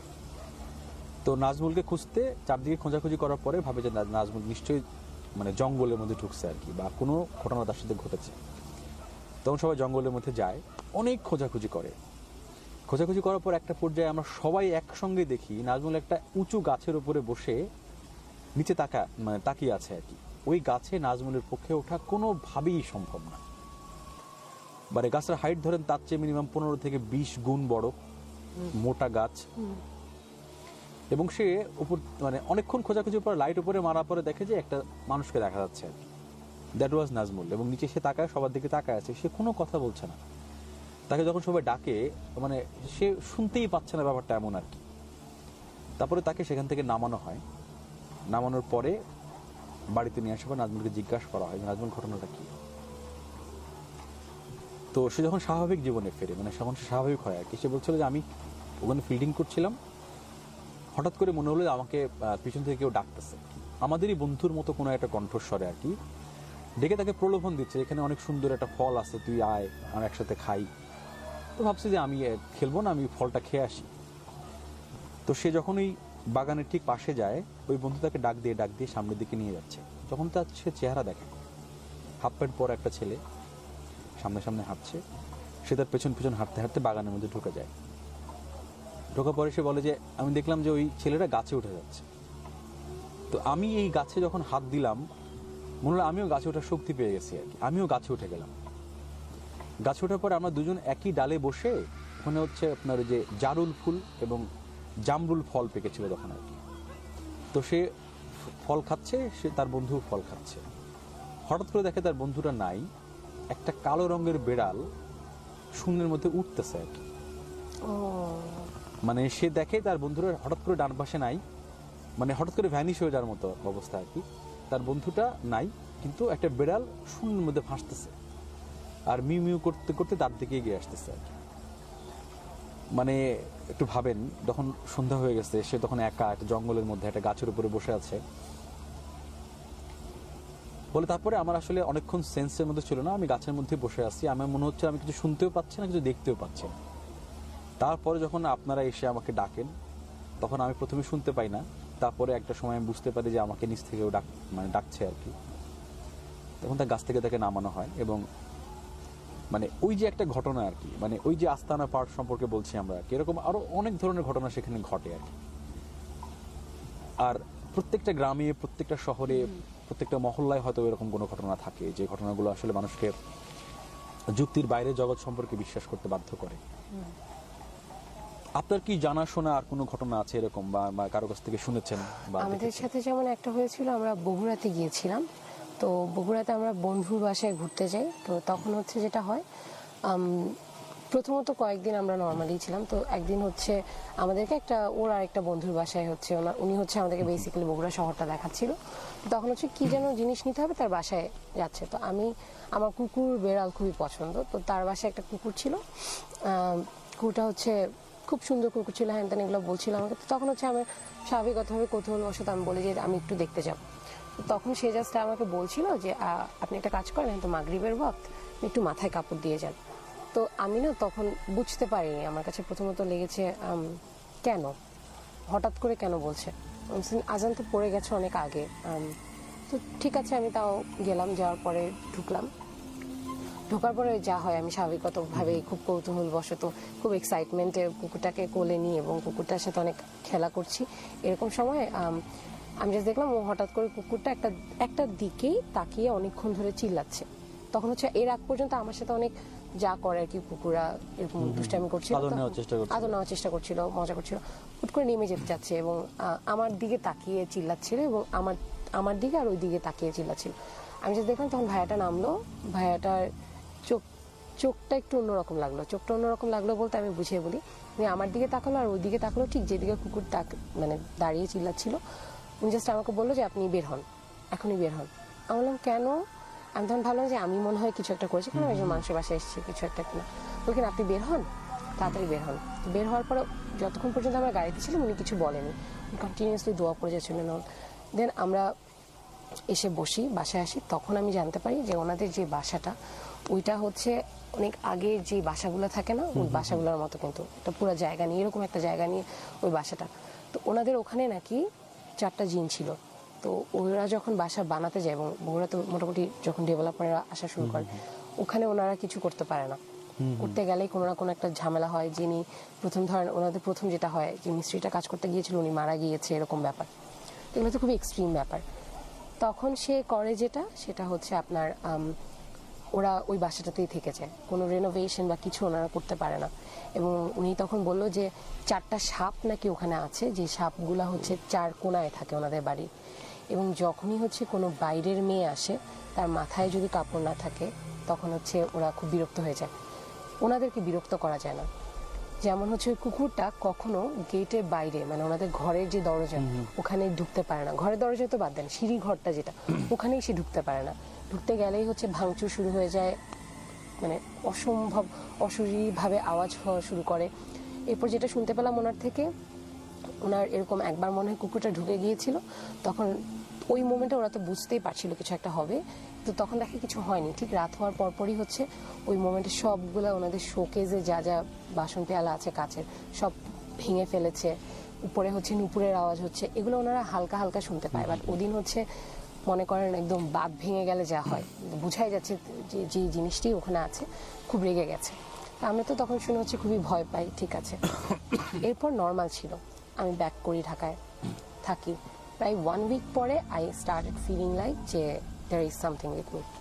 এবং আমরা যারা যারা গিয়েছিলাম সবারই এটা ফিল হচ্ছিল, আমরা সবাই বলছিলাম। তো তখন হচ্ছে আমাদের মাথায় ছিল হয়তো বা গল্পগুলো শোনার কারণে হচ্ছে আমাদের মাথায় ঢুকে গেছে। এক্স্যাক্টলি। প্রথম বুঝতে পারি যখন হচ্ছে আমার মা হচ্ছে খেয়াল করে যে আমি রুমে যাচ্ছি, আমার মা দেখলো যে আমি রুমে গেছি, পরে হচ্ছে আবার দেখছে যে আবার আমি রুমে ঢুকছি। তো অ্যাকচুয়ালি আমাকে দেখে না, সে কোনো একটা ছায়া দেখে বা কিছু দেখে। তখন হচ্ছে আম্মু আমাকে ভয় যাতে না পাই তার জন্য আমাকে কিছু বলে না, সে ডিরেক্টলি হচ্ছে আমাদের যিনি একজন মুরব্বী আছে ওনাকে বলে যে এরকম এরকম। ও গেলে আমি দেখতেছি বারবার যে কোনো কিছু, আর আমার আম্মুরও ভয় লাগা শুরু হয়ে যায় যে আমিও হচ্ছে দেখা গেছে ওরা ভার্সিটি গেছে, আমি বসে আছি রুমে, আমার মনে হচ্ছে কি একজন আসছে, এবং প্রত্যেকটাই হচ্ছে আমার আদলে দেখছে। এমন না যে অন্য কোনো ছায়া দেখছে, আমি যেভাবে থাকি আমি যেরকম ওরকম আমার মতো একজন কাউকে দেখছে। কিন্তু আমি কিন্তু তখনও বুঝতে পারছি না, আমি কিন্তু কোনো ছায়া বা কিছু দেখি না। আমার প্রথম ফিলটা হয় একদিন, যেদিন হচ্ছে আমার মানে আমি ইউনিভার্সিটি থেকে এসে হচ্ছে ওদিন খুব ওই কান্নাকাটি করছিলাম কোনো একটা বিষয় নিয়ে, তখন I started feeling like someone is patting, like আমার মাথায় হাত বুলিয়ে দিচ্ছে এরকম কিছু। তখন তো আমি ওই মোমেন্টে ফ্রিজ, আমি যে আম্মুকে ডাকবো ওইটাও আমার সাহস নেই বা শক্তি নেই। আমি অনেক কষ্টে মোটামুটি সাহস করে অনেকক্ষণ বসছিলাম, যা দোয়া দরুদ পারি সব পড়লাম, পড়ে উঠলাম, আম্মুকে বললাম। তখন আম্মু বুঝলো যে এটা তো সিরিয়াস হয়ে যাচ্ছে, তখন সে ফোন দিল। ফোন দেওয়ার পর ওনাকে জিজ্ঞেস করলো যে এরকম তো এখন এক্সট্রিম হয়ে যাচ্ছে। উনি তখন ফার্স্ট যে কথাটা বলে যে ওকে জিজ্ঞেস করেন ও কোনো সাপওয়ালা বাসায় গেছে কিনা, কোনো সাপের কাহানি শোনা কোনো বাসায় গেছে কিনা। আম্মু কিন্তু এগুলো জানতো না, কারণ স্বাভাবিকভাবে একে তো ট্যুরে গেছি, এরপর যদি শুনে যে এই ধরনের কোথাও গিয়েছি মেরেই ফেলবে আমাকে। আমি তো চুপ, আমি কেন? পরে বলে ওনাকে জিজ্ঞেস করেন ওখানে কোনো শুভ্র মানে সাদা রঙের কুকুর ছিল কিনা। পরে আম্মু আমার দিকে তাকিয়ে আছে, আম্মু তো তখন হচ্ছে আশ্বস্ত করছে যে আমি তোমাকে কিছু বলবো না, তুমি আমাকে আসল কাহিনী বলো। অলরেডি আম্মু কিন্তু ওনার থেকে সব শুনেছে। শোনার পর আমি বলার পর আম্মু বলছে যে উনি সেম কথাই বলেছে যে তুমি একটা বাসায় গেছো মাগরিবের ওয়াক্তে, তোমার মাথায় কাপড়টা পড়ে গিয়েছিল যখন তুমি ওই কুকুরের সাথে খেলছিলাম, সেটা তাদের পছন্দ হয়নি। এবং এখানে একটা ব্যাপার বলে রাখি, ওই ঘরে যারা আছে তাদের কিন্তু 24 ঘন্টা মাথায় কাপড় দিয়ে রাখতে হয়। ব্যাপারটা এমন সবসময় তাদেরকে খুবই পাক পবিত্র থাকতে হয়, না হলে হচ্ছে ঝামেলা শুরু হয়ে যায়। এই যে পিরিচ মানে বললাম যেটা, যে বাসন পিরিচ পড়ে যাওয়া, কিংবা হচ্ছে নুপুরের আওয়াজ শোনা, কিংবা হচ্ছে কেউ ডাকছে এগুলো শোনা, এগুলো স্টার্ট হয়ে যায় যতক্ষণ পর্যন্ত ওরা নর্মাল থাকে। এবং ওদের ওখানে একটা ব্যাপার হচ্ছে ওদের নামাজ পড়তে হয়, কিন্তু সবসময় ওরা যদি কোনো নামাজ মিস করে বা কিছু করতে গিয়ে, তখন কিন্তু ওদের এই জিনিসগুলো হয়। কারণ ওদের একটা খুবই কনজারভেটিভও বলবো না, এটা যে কি বলা যায়, মানে একটা বাধ্যবাধকতার মধ্যে থাকতে হয়, ঠিক টাইমে পড়তে হয়। সো এই পরে আমি শুনতে পাই, তখন হচ্ছে তো উনি বলে যে হ্যাঁ ঠিক আছে আপনি নামাজগুলো পড়েন। এবং তখন আমি নামাজ পড়া হতো না ওরকম ভালোভাবে, আপনাকে 5 ওয়াক্ত পুরো প্রপারলি নামাজ পড়তে হবে এবং আপনাকেও পবিত্র থাকতে হবে যতক্ষণ পর্যন্ত এই জিনিসটা যাচ্ছে না। সো বেসিক্যালি যেটা হয় ওই জিনিসটাই আমার সাথে ক্যারি করে আমি নিয়ে এসেছি এবং আমি বুঝতে পারিনি। এবং পরে আমি জানতে পারি যে যারা হচ্ছে বুঝতেছিল, দেখা গেছে ওদিন আমি ওদের সাথে দেখা করেছি, কিংবা ওরা আমার সাথে থেকেছে, বা হচ্ছে আমার সাথে মানে সংলগ্ন ছিল ওই বান্ধবীগুলো, যার কারণে হচ্ছে ওরা ওই জিনিসটা ফিল করেছে, মানে তারা হচ্ছে অ্যাকচুয়ালি আমার সাথে থাকা অবস্থায় ফিল করেছে। ব্যাপারটা এমন ছিল। সো ওই ব্যাপারটা যেমন হচ্ছে আমি এখনো ব্যাখ্যা মিলাতে পারি না যে কেন বা কিভাবে কি কারণে। সো এই ব্যাপারগুলা থেকে গেছে, কখনো জানিনি, তো এগুলোর ব্যাখ্যা আমার কাছে নেই। বা ওই হুজুরটা কিভাবে বুঝতে পেরেছে আমার সাথে বগুড়া শহরে কি হয়েছে, ওটারও অ্যাকচুয়ালি আমি ব্যাখ্যা পাই না। ধরেন ইউনিভার্সিটির হলগুলো নিয়ে কিন্তু অনেক রকম গল্প আছে, বা বিশ্ববিদ্যালয় হল, হোস্টেল। তো আমি একটা ঘটনা মানে একজনের কাছ থেকে শুনেছিলাম, সেটা আপনার সঙ্গে একটু শেয়ার করি, এবং যারা আমাদেরকে দেখছেন এবং শুনছেন তারাও আমাদের সঙ্গে যুক্ত হন। এবং বারবারই কৃষ্ণবালক বলে যে আসলে মনের চোখে যদি আপনি না দেখেন তাহলে কিন্তু আসলে আমাদের সঙ্গে যুক্ত হতে পারবেন না। মনে হবে যে আসলে দুটো মানুষ বসে গল্প করছে এবং যে গল্পের ব্যাখ্যা নেই, যুক্তি নেই। আমরা তো যুক্তির বাইরের জগতের কথা বলছি, এবং যুক্তি দিয়ে ব্যাখ্যা করতে গেলে সেটা আসলে মেলানো কঠিন। ঘটনা রাজশাহী বিশ্ববিদ্যালয়ের, আমি সেটা শুনেছি একজনের কাছ থেকে, সেটা আমি একটু শেয়ার করি সবার সাথে। দুজন রুমমেট, অনেক বছর ধরে রুমমেট, ধরেন first year, second year, third year, মানে 3 বছর পার হয়ে গেছে আর কি। মানে কোনো রকম অস্বাভাবিক কোনো ঘটনা ঘটেনি। তো একদিন, তখন এটা অনেক আগের গল্প, 95 বা 96-এর দিকে গল্প আর কি, ফেসবুক আসার আগের ঘটনা আর কি। তো একদিন হচ্ছে তার রুমমেট, মানে যার সাথে ঘটনাটা বেসিক্যালি ঘটেছে, তো সে হচ্ছে সিনেমা দেখতে ধরেন শহরে গেছে আর কি। যারা রাজশাহী বিশ্ববিদ্যালয় সম্পর্কে জানে যে শহরটা থেকে বিশ্ববিদ্যালয়টা দূরে, তো সিনেমা দেখার জন্য রাজশাহী শহরে গেছে। সিনেমাটা দেখে নাইট শো দেখে ফিরে আসছিল আর কি। তখন ধরেন রাত 11টা, 11:30 মতো বাজে আর কি। তো ওখান থেকে বিশ্ববিদ্যালয়ের গেটে এসে নামার পরে সে মানে অত রাতে সে আসলে রিক্সা এক্সপেক্ট করে নাই বেসিক্যালি আর কি। তো সে হেঁটেই যাবে বিশ্ববিদ্যালয় হলের দিকে আর কি। তো হঠাৎ করে দেখা যায় পেছন থেকে একটা ঠনঠনে একটা রিক্সার শব্দ নিয়ে একটা রিক্সাওয়ালা আসতেছে। রিক্সাওয়ালাকে সে মানে পুরোপুরি দেখতে পাচ্ছে না, কিন্তু রিক্সা যে আসছে সে সেটা বুঝতে পারছে। সে দাঁড়ায় গেছে, সে ভাবছে যে আমি এত রাতে হেঁটে না গিয়ে রিক্সায় যাবো। তো সে রিক্সায় ওঠে। রিক্সাওয়ালার সঙ্গে তার আসলে কথা তেমন একটা হয় না। আর অন্ধকার তো তেমন, মানে সে তাকেও দেখেনি, রিক্সাওয়ালা তাকে দেখেছে কিনা সে খেয়াল করেনি। মানে সে তো আসলে ভাবেই নাই তার সাথে কিছু ঘটতে যাচ্ছে আর কি বেশি। তো রিক্সা থেকে নামার পরে সে মানে ভুলে ভাড়াটা না দিয়ে মানে হলের মধ্যে ঢুকে যাচ্ছে আর কি। তো ধরেন 10-15 হাত সামনে যাওয়ার পরে তার মনে হয়েছে যে আমি তো ভাড়া দিই নাই। রিক্সাওয়ালা তাকে পেছন থেকে ডাকে নাই। তো হঠাৎ করে সে পেছন ফিরে দেখে যে রিক্সাওয়ালা তখন দাঁড়ায় আছে তার দিকে। তো সে মামা ভাড়া তো দিতে ভুলে গেছি, ভাড়া নেন, আপনি সামনে আগে আসেন। রিক্সাওয়ালা বলে যে এই যে নেন। মানে সে হাতটা সামনে আগায় দিছে, that was 15 meters long. Oh my god, মানে তার থেকে মানে ওই সে তো জায়গাটাতে বলেছিল 10 15 হাত দূরে দাঁড়ায় আছে, সে হাতটা আগায় দিছে এবং সে বলছে যে ভাড়া দেন। তো কিসের ভাড়া, কিসের কি, তার তো আসলে আর তখন কোনো সেন্স নাই। সে দৌড় দিয়ে চিৎকার করতে করতে সে তো রুমে গেছে। রুমের মধ্যে যে এসে দেখে কি জানেন, তার রুমমেট বিছানায় শুয়ে অন্য বিছানা ঠিক করছে। মানে দুটো রুমের মাঝখানে, দুটা বেডের মাঝখানে ব্যবধান ধরেন 8-10 হাত, মানে ওইরকম একটা লম্বা হাত বের করে তার বেডমেট, রুমমেট, সে বিছানা ঠিকঠাক করছে আর কি। সে যখন ভালো করে চিৎকার করে, মানে ওখান থেকে যখন সে বেরিয়ে আসছে আর কি, বেরিয়ে আসার পর তার অনেক বন্ধু বান্ধব আসছে, সবাই রুমে যায়, দেখে যে রুমে আসলে কেউ নাই। এবং পরে সে জানতে পারে যে তার রুমমেট সেদিন তার রুমে ছিল না, মানে সে রুমেই ছিল না, সে হলেই ছিল না, সে অন্য একটা হলে ঘুমাচ্ছিল আর কি। তার মানে ওই রিকশা, তার মানে ধরুন কয়েক ফ্র্যাকশন অফ সেকেন্ডের মধ্যে মানে একটা মানুষ এই জায়গায় তাকে ভয় দেখালো এবং সে তার রুমেও ঢুকে গেছে তার সাথে আর কি। এবং ঢুকে তাকে ধরেন এই ব্যাপারটা দেখাচ্ছে আর কি। এবং তারপর থেকে যে ঘটনাটা ঘটে তার সাথে, এটা আরো বেশি প্যাথেটিক। মানে সে নাকি পরবর্তীকালে সুইসাইড করেছে, এই গল্পগুলো সে বলে গেছে মানুষকে আর কি। মানে ধরেন সে আয়না দেখতেছে, ধরেন আপনি আয়নায় কি আপনাকে সারা অন্য কাউকে দেখেন, ধরেন আপনি আয়না দেখতেছেন কিন্তু আয়নায় আপনাকে দেখতে পাচ্ছেন না, আপনি আয়নায় দেখতেছেন ওই মানুষটাকে, যে মানুষটাকে আপনি রিকশায় দেখেছিলেন। ও মানে ওর সাথেই থাকতো, ওর সঙ্গেই থাকতো। মানে আপনি আয়নার দিকে তাকিয়ে আছেন, আপনি দেখতেছেন যে আপনার সামনে হচ্ছে ওই মানুষটা আয়নার মধ্যে, আবার অন্য কেউ তাকে দেখতে পাচ্ছে না। তো এইরকম জীবন আসলে মানুষ কতদিন যাপন করতে পারে। একটা পর্যায়ে ধরেন সে সুইসাইড করে এবং এই ঘটনাটা নাকি বিশ্ববিদ্যালয়ে মোটামুটি খুব কমন একটা গল্প। মানে যারা হয়তোবা সেই বিশ্ববিদ্যালয়ের ছাত্ররা আমাদের শুনছেন বা যারা হয়তোবা গল্পটা অন্যভাবে তারা শুনে থাকতে পারেন, কিন্তু এই ঘটনাগুলো কিন্তু আসলে ঘটেছে বলে আমরা জানি। ওই যে আপনি যেটা বললেন আর কি, যে মানে এই ঘটনাগুলো কোনো ব্যাখ্যা হয় না। আর যদি আপনাদের কাছে এরকম কোনো ব্যাখ্যাতীত ঘটনা থাকে, যে ঘটনাগুলো আসলে মনে হচ্ছে যুক্তির বাইরের জগতের গল্প, আমি জানি অনেকের কাছে আছে, অনেকে হয়তো লজ্জা করে অনেককে বলেন না, কারণ আমাদের সামাজিক ট্যাবু একটা আছে যে আসলে আমি যদি বলে ফেলি যে আমি আসলে পজেসড বা আমার মধ্যে একটা ঘটনা আছে, আমার সাথে কেউ মিশবে না, মেয়ে হলে ভালো বিয়ে হবে না, ছেলে হলে ধরেন চাকরি বাকরিতে সমস্যা হবে, এরকম অনেক ঘটনা কিন্তু আমাদের সমাজ সভ্যতার মধ্যে ঘটে। এগুলো গল্পই তাবিজ, এবং এই অমীমাংসিত গল্পের মীমাংসা ঠিক আমরা দিতে পারি না, কিন্তু আপনাদের সামনে উপস্থাপন করতে পারি যেন আপনারা হয়তোবা মনের মধ্যে যে জগৎটি তৈরি করেছেন সেখানে আপনারা মীমাংসা করতে পারেন। এরপরে আপনার কাছ থেকে কি শুনবো আমরা? এরপরে আমার সাথে এই ঘটনাগুলি বেসিক্যালি হয়, কিন্তু আরো অনেক কথা আমরা শুনি, যেমন হচ্ছে বান্ধবীদের থেকে যা শুনি, বন্ধুদের থেকে যা শুনি, ওইসব গল্পের দিক দিয়ে যদি যাই, যেমন আমার যেমন ছোটবেলায় হচ্ছে নানু বাড়িতে অনেক যাওয়া হতো, তো ওখানে একটা বান্ধবী ছিল, গ্রামের যে বন্ধু বান্ধবগুলো হয় আর কি, তো তার একটা গল্প আছে। যেমন হচ্ছে তার গল্পটা বলতে গেলে তখন এখন আমার কাছে মনে হয় যে হয়তো এটা কোনো একটা বানোয়াট গল্প বা কিছু বলছে, বাট এই আমার সাথে ব্যাপারগুলো হওয়ার পরে বুঝি যে না, হয়তো ওখানে কোনো একটা কিন্তু ছিল যেটা আমরা মীমাংসা করতে পারিনি।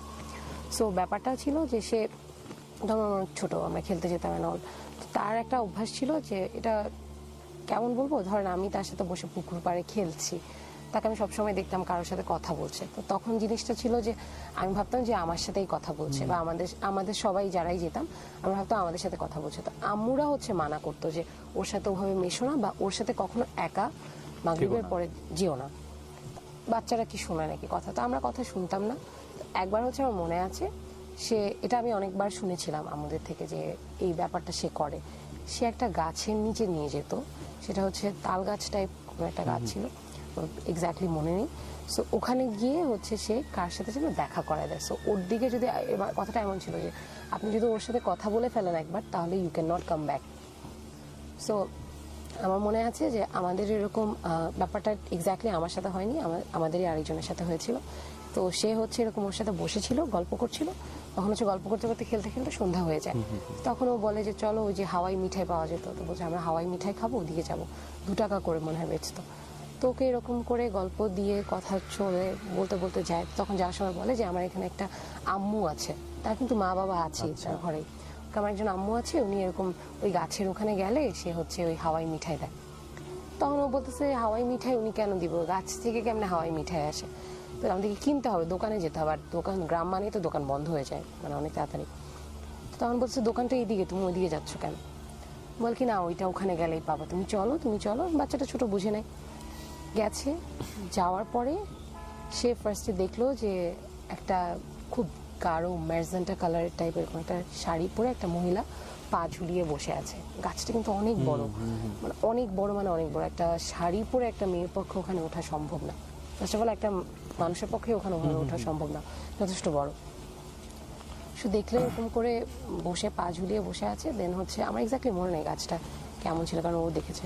সো ওখানে এরপর যেটা করে সে হচ্ছে ডাকতে থাকে, বাচ্চাটাকে ডাকতে থাকে। হ্যাঁ, এবং ওই মেয়েটা আমাদেরকে যেটা বলে যে খুব বিস্ফোরিত চোখেও তাকিয়ে দেখে ওই পিচ্ছি মেয়েটা তরতর করে গাছ বেয়ে উঠে গেল, এবং ওই বাচ্চাটার পাশে মানে মহিলাটার পাশে বসে ওকেও ডাকছে যে তুমি গাছে উঠো, পারবা। এবং মহিলাটা তখন ডাকতে থাকে, এবং তখন ওই মেয়েটার ওই কথাটা মনে আসে যে ওর মা বলেছিল যে কখনো রেসপন্স করতে না। ও জাস্ট কোনোভাবে পিছন ফিরে হাঁটা শুরু করে, এবং ফিল করতে পারে যে মহিলাটার, আমার এখনো গা কাটা দিয়ে উঠছে, ও ফিল করতে পারে যে মহিলাটা ওর পিছনেই দাঁড়িয়ে আছে এবং ওকে ডাকছে, টানছে, এরকম একটা ব্যাপার। ও হাঁটতে থাকে, এরপর বাসায় এসে যখন দরজার সামনে আসে ওদের উঠানে, ও সেন্সলেস হয়ে যায়। তো গ্রামে যেটা হয় ঝাড়ফুঁক হয়, অনেক কিছু হয়।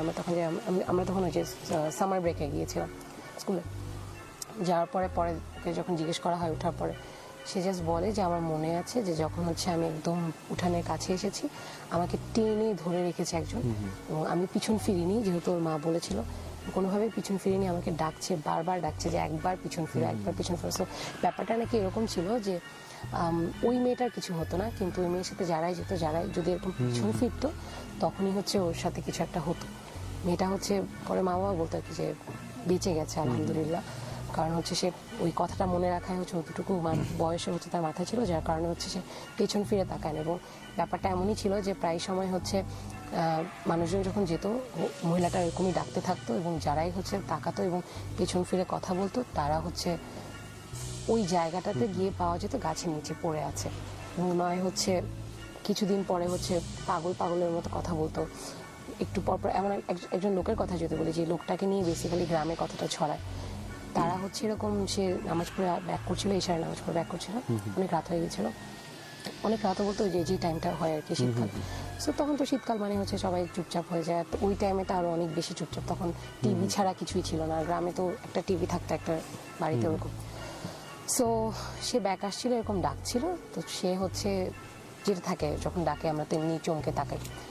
সো সে তাকিয়ে হচ্ছে কথা বলে ফেলে, কথা বলার পর থেকে হচ্ছে তার সাথে সব পাগলামি শুরু হয়। তাকে ওখানে পাওয়া যায় রাতে যখন দেখে যে 10টা হয়ে গেছে আসছে না, তখন সবাই বের হয়ে হচ্ছে তাকে বের করে আনে, সেন্সলেস ছিল। এরপর থেকে যেটা হয় প্রায় সময় সে ওই টাইমটাতে গিয়ে ওখানে বসে থাকতো, একা একা কথা বলতো, পাগলামি করতো, এবং লোকটা বেশি দিন বাঁচেও নি, লোকটা মারা যায়। সো শেষ দিন পর্যন্ত তাকে কেউ ফেরত আনতে পারে, ওখানেই সে বসে থাকতো, এবং নামাজ কালাম বলে সবকিছু সে ছেড়ে দেয়।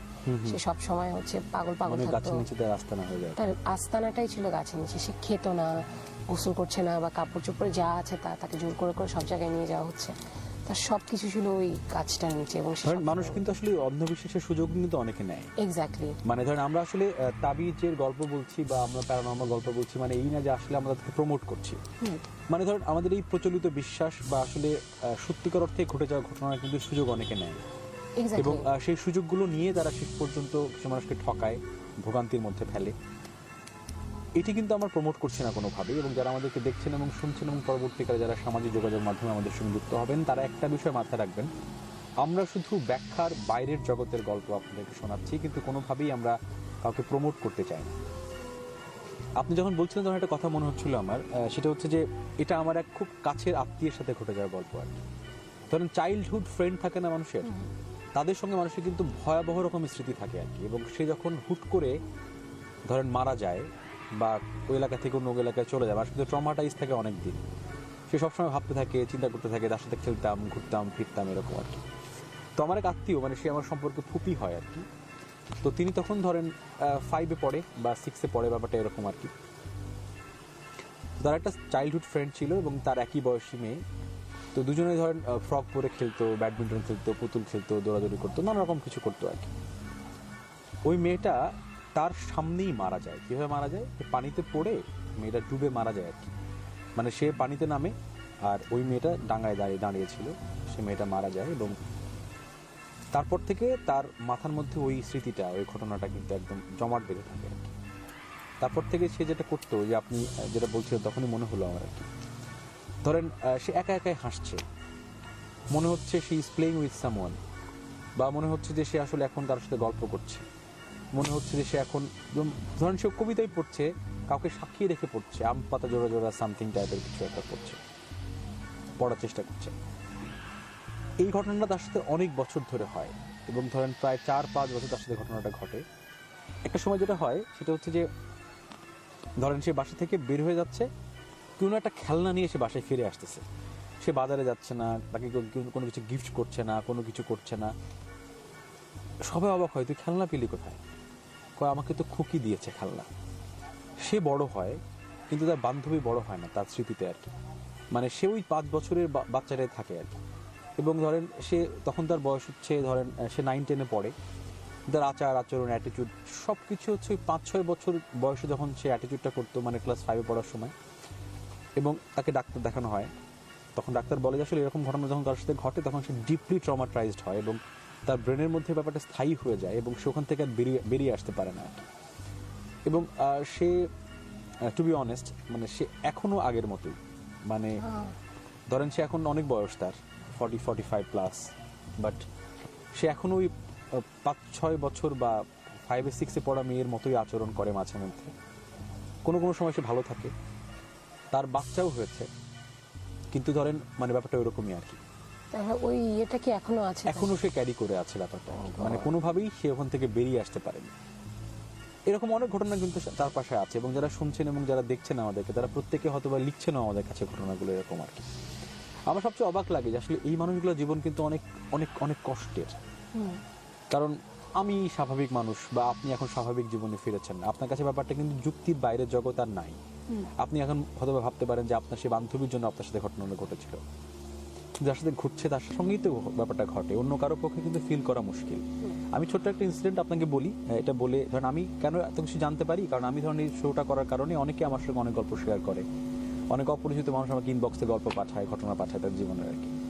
একজন বলছিল এরকম ভাবে যে আমাদের তো নর্মালি একটাই ছায়া পড়ে আমাদের মানুষের। ধরেন আমরা একটা বিষয় আমাদের সম্পর্কে শুনি বা জানি যে আসলে অশরীরী কোনো কিছু নাকি ছায়া পড়ে না, এটা আমরা শুনি আর কি, কখনো দেখিনি, ছায়া পড়ে না আর কি। তো ব্যাপারটা এরকম যে একটা ফ্ল্যাটে তারা হচ্ছে ধরেন দুজন একসঙ্গে থাকে, তারা হচ্ছে মানে হাজব্যান্ড ওয়াইফ, তাদের নর্মালি বিয়ে হয়েছে। তো বিয়ে হওয়ার পরে হচ্ছে তারা ধরেন একটা মানে চিলে কোঠার মধ্যে একটা বাসায় থাকে, মানে ধরেন নর্মালি হচ্ছে আপনার ছায়া পড়লো কি পড়লো না সেটা আমি নর্মালি খেয়াল করার কথা না, এটা তো ধরেন ছায়া পড়বে মানুষের আর কি। তো হঠাৎ করে একদিন মানে সে খেয়াল করে যে মানে সে তার চিলেকোঠার বারান্দায় দুজন মিলে গল্প করছে আর কি। হঠাৎ করে কারেন্ট চলে গেছে, মোমবাতির আলো জ্বালায় বা কোনো কিছু জ্বালায়, তার গল্প করছে আর কি। হঠাৎ করে দেখে যে মানে তার ওয়াইফের কোনো ছায়া না। তো সে ভাবে যে আসলে মনে হয় মোমবাতির আলোর ডিরেকশনটা অন্যদিকে আছে, ছায়াটা মনে হয় আমার মধ্যে বিলীন হয়ে গেছে, হয় না এরকম? তো সে আসলে তখন একটু যুক্তি দিয়ে ভাবার চেষ্টা করে, তাহলে আমি আলোটা, সে তখন তাকে বলে না, সে আলোটা তাকে পাশে একটু আলোটা সরায়, বলে আমি একটু মোমবাতিটা সরানোর পর সে খেয়াল করছে খুব ভালো করে, নো শ্যাডোজ, কোনো শ্যাডো নাই। তখন তার মানে মধ্যে মানে একটা ভয়ানক ভয় কাজ করা শুরু করে, আমি এই মানুষের সাথে ঘুমাই, তার সাথে সংসার করি, তাদের অ্যারেঞ্জ ম্যারেজ হয়েছিল বেসিক্যালি আর কি। তারপরে তখনও সে ব্যাপারটা খুব একটা পাত্তা দেয় না। তারপরে সে চিন্তা করে তাহলে মোমবাতি আলোতে হয়তো বা নাও পড়তে পারে, আমি দিনের বেলা খেয়াল করে দেখবো আর কি। তো 2 দিন পরে তারা একসঙ্গে বাইরে যায়, প্রচন্ড সূর্যের আলো, মানে মেয়েটা আসলে নর্মালি ঘর থেকে না বাইরে বেরোতে যেত না আর কি, মানে সে ঘর কোনো টাইপের আর কি, আমি বাইরে যাবো না, জব করবো না, কাজ করবো না, সে তাকে জোর করেই মোটামুটি নিয়ে যায়। তখন তো নতুন বিয়ে টিয়ে হয়েছে আর কি।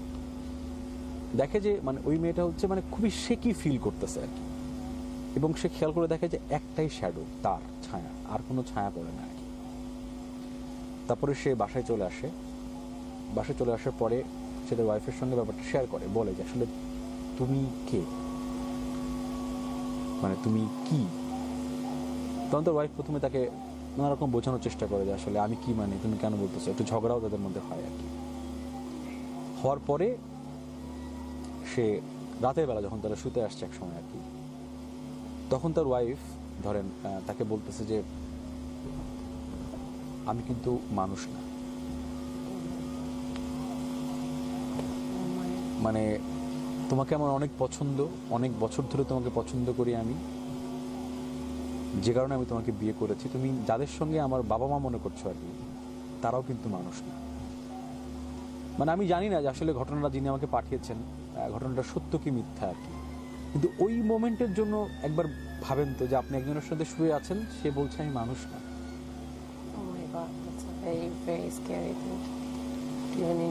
আমরা একেবারে শেষের দিকে, আমরা আপনার শেষ ঘটনা দিয়ে শেষ করতে চাই আমরা আজকের এপিসোডটি। আচ্ছা, সো এটা বেসিক্যালি আমার যে টিউটর ছিল, হোম টিউটর, তার একজন ছাত্রীর গল্প। তো সে হচ্ছে বেসিক্যালি আমার টিউটরটা আর আমি মানে অনেক গল্প করতাম, খুব ভালো একটা আন্ডারস্ট্যান্ডিং ছিল। তো একদম হচ্ছে সে বলছে যে ঈশাদ একটা ব্যাপারে আমি খুব কনফিউজ, আমার কাছে একজন হেল্প চাচ্ছে, বাট আমি বুঝতে পারছি না সে অ্যাকচুয়ালি এটার ব্যাখ্যাটা কী বা তাকে কী বলবো। তোমার সাথে আমি একটু পরিচয় করিয়ে দিই, যেহেতু তুমি এমএ, তোমরা হয়তো বেটার বুঝতে পারবা। তো আমার সাথে পরিচয় করিয়ে দিই, আমি তখন জানি না অ্যাকচুয়ালি কি। অনেক কথাবার্তা বলার পর সে অনেকদিন পরে, মানে অলমোস্ট 2 উইকস পরে সে আমাকে বলে যে আপু আমার একটা সমস্যা আছে। তা আমি বললাম কী সমস্যা? তখন সে বলল যে she can go to another world through a mirror. আমার ফার্স্টে মাথায় যেটা আসছে এটা হচ্ছে সে কোথাও এক জায়গায় দেখছে সিরিয়াল ওটা সে বানাচ্ছে। পরে সে হচ্ছে আমাদের স্কুলে, মানে ডে শিফটে ছিল, মর্নিং শিফটে ছিল। সো ওর সাথে আমার দেখা হয়, দেখা হওয়ার পরে সে আমাকে আয়নাটা দেখায়, ছোট্ট একটা আয়না, আড়ঙে যেরকম আয়না হয় ওরকম একটা আয়না, কিন্তু আয়নাটা অনেক কারুকাজ করা, অনেক অনেক পুরানো। তখন আমি বললাম যে তুমি আয়নাটা কোথায় পাইছো? তো তখন বলে যে ওদের যে গ্রামের বাড়ি গিয়েছিল ওখানে হচ্ছে ওদের গ্রামের বাড়িতে, মানে ওরা হচ্ছে they were very very rich, so ওদের একটা পরিত্যক্ত বাড়ি ছিল। সো যেটা গেছে আর কি, ছোটোবেলায় খেলতে খেলতে সবাই ঢুকেছে, ওরকম সে খেলতে খেলতে চলে যাওয়ার কারণে ওখানে হচ্ছে সে একটা এরকম ছোট একটা এরকম ডালা টাইপ একটা জিনিস পেয়েছিল, ওখানে সে আয়নাটা পায়।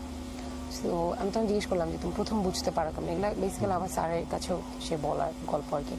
সো তখন সে বললো যে সে প্রথম বুঝতে পারে তার মনে হচ্ছিল আয়না থেকে তাকে কেউ দেখছে, তখন সে প্রথম বুঝতে পারে। এবং ওই যে ফিলটা থাকে, যে একটা অশরীরী ফিল হয়, সে আয়নাটা নেই এবং আয়নাটা নিয়ে সে দেখতে পারে তারই মতো, কিন্তু অন্য একটা মেয়ে, জাস্ট ওরই কিন্তু অন্য কাপড় পরা, জাস্ট আয়নাটা নিয়ে সে নিজেকে দেখছে চেহারা, কিন্তু অন্য কাপড় পরা। তখন সে কৌতূহল বশত সে হচ্ছে অনেক, গল্পটা খুব অদ্ভুত। সে আমি তাকে ইভেন এভাবেও, মানে আমি হাসতে হাসতে জিজ্ঞেস করছিলাম যে তুমি কি এরকম টাইপ, ওই যে ম্যাজিক মিরর যে আমরা দেখি এভাবে হাত দিলে ঢুকে যায়, বল কি না আপু এমন কিছু না, আমি ওই আয়নাতে ওরকম দেখতাম, বাট আমি কোনোভাবে ওখানে ঢুকতে পারতাম না। আমি যখন ঘুমাতে যেতাম, এবং এমন না যে মেয়েটা সবসময় আসতো, হঠাৎ করে আসতো, তখন হচ্ছে ঘুমের মধ্যে সে ওই জগৎটাতে যেত। ও মাই গড। এবং ওই জগৎটাতে তার কিন্তু এখানে একটা ব্যাপার আছে, তার বাসায় সে অনেক মেন্টাল প্রেসারে থাকতো, খুবই কনজারভেটিভ একটা ফ্যামিলি ছিল, মানে এসকেপ প্ল্যানের মতো ব্যাপার। এক্স্যাক্টলি। সো তখন আমি যেটা বুঝতে পারছিলাম যে there is some logic behind it. So পরে হচ্ছে সে ঘুমের মধ্যে যেত, প্রায় সময় আসতো, আসার পরে সবসময় আসতো না, তো আসার পরে সে ওখানে যেত, এবং ওখানেও তার বাবা মা আছে, কিন্তু একদম ডিফারেন্ট, মানে এখানে যেরকম ব্যবহার সব কিছুর, মানে মিরর সাইডটা হচ্ছে ওখানে তার বাবা যদি এখানে গম্ভীর হয়, ওখানে দেখা যাচ্ছে সে খুবই হাসি খুশি। হ্যাঁ, এবং ওখানে তার কোনো, ও বলছিল যে ওখানে আমার কিছু করতে হতো না, I was like a princess, it was like একটা ক্যাসেল ছিল, এরকম টাইপ একটা ব্যাপার, যে আমি যা চাচ্ছি তা দিচ্ছে অ্যান্ড অল। সো তখন হচ্ছে ফার্স্টের দিকে আমি ভাবছি আচ্ছা ঠিক আছে, একটা মানুষের স্কেপ প্ল্যান থাকে, কিছু একটা চিন্তা করে হয়তো বা সে তার খারাপ সময়টা থেকে দূরে থাকছে, কিন্তু একটা সময় যেতে যেতে এমন হয়েছে যে সে ঘুম থেকে উঠতে চাচ্ছে না, বা এমন ব্যাপার হয়ে গেছে। তখন তার টিউটর বললো যে ব্যাপারটা হচ্ছে সে ওখানে ওই জায়গাটাতে থাকতে থাকতে সে ওই জায়গা থেকে ব্যাক আসতে চাচ্ছে না, এমন কিছু। পরে তখন হচ্ছে ওই মিররটা আস্তে আস্তে কাহিনীটা ওর মাকে বলা হয়। তো মাকে বলার পরে তখন ওর মা মিররটা নিয়ে, ওর মাও জানতো না ব্যাপারটা, তার বাবাকে দেখার পর তার বাবা খুবই অবাক হয়, এবং ওই মোমেন্টেই মিররটা ভেঙে ফেলে মানে একদম চুরমার করে ভেঙে ফেলে বাইরে ফেললে। এবং যখন ভাঙছিল তখন মেয়েটা স্কুলে ছিল, তো এটা হচ্ছে শোনা কথা ওনাদের থেকে, যে মেয়েটা নাকি পাগলের মতো কাঁদতে কাঁদতে, মানে ভরা ক্লাসরুমে ক্লাস চলছে, ওই মোমেন্টে দৌড় বের হয়ে গেছে। তার মানে হচ্ছে তাকে ওই মোমেন্টে জানিয়ে দেওয়া হয়েছে এরকম কিছু, সে আমার আয়না বলে কাঁদতে কাঁদতে বের হয়। পরে কাঁদতে কাঁদতে যখন হচ্ছে সে ওই মোমেন্টে তাকে ইমার্জেন্সিতে বেসিসে বাসায় পাঠানো হয়, তখন হচ্ছে ওর বাবা তো বুঝতে পারে।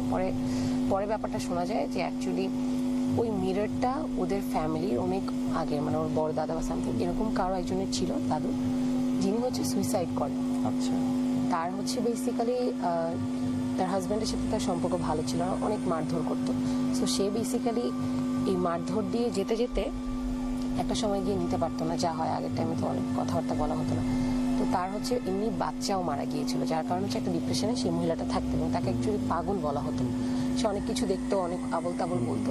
তো লাস্টের দিকে নাকি ওই মহিলা গিয়ে গিয়ে আপনার পুকুর পাড়ে বসে থাকতো, রাত হলে বের হয়ে যেত, দিনেও পাগলের মতো বের হচ্ছে, খাওয়া দাওয়া নেই, কিছু নেই। তো তাকে হচ্ছে তার লাশটা হচ্ছে বেসিক্যালি পানিতে ভাসতে দেখা যায়। আচ্ছা। ভর দুপুরে সবাই জুমা নামাজ পড়তে গেছে ওই টাইমে, তখন হচ্ছে তার লাশটা দেখা যায় যে ভাসছে। এবং এখনো ওই কথাটা আছে যে ওদের পুকুর পাড়ে নাকি এখনো ওই মহিলার আওয়াজ শোনা যায়, মহিলাকে হাঁটতে দেখা যায়। এবং এমনও ওদের হয়েছে যে ধরেন আপনি যদি একা কখনো পুকুরে নামেন, পা ধরে টান দেন, প্রায় সময় এরকম টান দেয়। এবং এটা দিয়ে ওর বাবাও নাকি গেছে, বাবাকেও এরকম করা হয়েছে, ডুবতে বসেছিল, মানুষজন আওয়াজ করে চলে এসেছে। সো ওই মিররটা বেসিক্যালি এই মেয়েটা পায়। এবং যে ওয়ার্ল্ডটাকে সে ভাবছিল যে ডিফারেন্ট ওয়ার্ল্ড, ওই ওয়ার্ল্ডটাতে অ্যাকচুয়ালি যে মানুষটাকে দেখতো ওখানে হচ্ছে, এবং যখন হচ্ছে ওকে দেখানো হয় যে এরকম এরকম কিনা, তখন মেয়েটা চিনতে পারে যে হ্যাঁ তো আমার দাদু বলে, ওখানে হচ্ছে ওকে দাদু বলে সম্বোধন করা হতো। বাট বেসিক্যালি ওই মহিলাটাই ওকে টানছিল এবং ওই মিররটা ছিল হচ্ছে পজেসড, যে মিররটা ওর হাতে এসেছিল। ফার্স্টের দিকে আমরা এটাই ভেবেছিলাম যে স্কিজোফ্রেনিয়া যেটা বলে, ওটা দিয়ে হয়তো বা ও যাচ্ছিল, কিন্তু অ্যাকচুয়ালি এটা যদিও পুরোটাই হচ্ছে ওনাদের পারিবারিক একটা ঘটনা, কিন্তু এটা হচ্ছে বেসিক্যালি ঘটনা। ধরেন পৃথিবীর বিখ্যাত বিখ্যাত লোকজনের জীবনে কিন্তু এরকম ঘটনা আছে। এই বিউটিফুল মাইন্ড সিনেমাটা আমরা সবাই দেখেছি আর কি। ওখানে একজন নোবেল লরিয়েট, মানে সেই ছোটবেলা থেকেই তার সঙ্গে একজন মানুষ থাকে, এবং সে যখন নোবেল প্রাইজটা নিচ্ছে তখনও আসলে সে দেখতে পাচ্ছে তার সেই বন্ধুটা ওই নোবেল প্রাইজ যখন সে নিচ্ছে অডিয়েন্সের মধ্যে বসে আছে। সিনেমাটা আমরা সবাই দেখেছি। এই ঘটনাগুলো কিন্তু আছে মানুষের মধ্যে। আসলে মানে আমরা আসলে যে গল্পটা বলার চেষ্টা করি বা যে কথা বলার চেষ্টা করি, এটা সবকিছু আপনাকে বিশ্বাস করতে হবে ব্যাপারটা তা নয়। কিন্তু বিশ্বাসের বাইরে, যুক্তির বাইরে একটা জগৎ আছে বলে অনেকে বিশ্বাস করে, আমরাও বিশ্বাস করি। এবং সেই জগতের গল্পই, সেই জগতের ঘটনাই, সেখানকার ঘটে যাওয়া বাস্তব ঘটনা, যার জীবনে ঘটেছে তার জীবনে বাস্তব, সেটা নিয়ে আমাদের তাবিজ। আমি আরেকটি শেষ গল্প বা ঘটনা আপনাদের সঙ্গে শেয়ার করতে চাই। সেটা আমরা মানে আমাদের একটা এপিসোডে একজন গেস্ট এসেছিলেন এবং তিনি বলছিলেন একটা ঘটনা আর কি।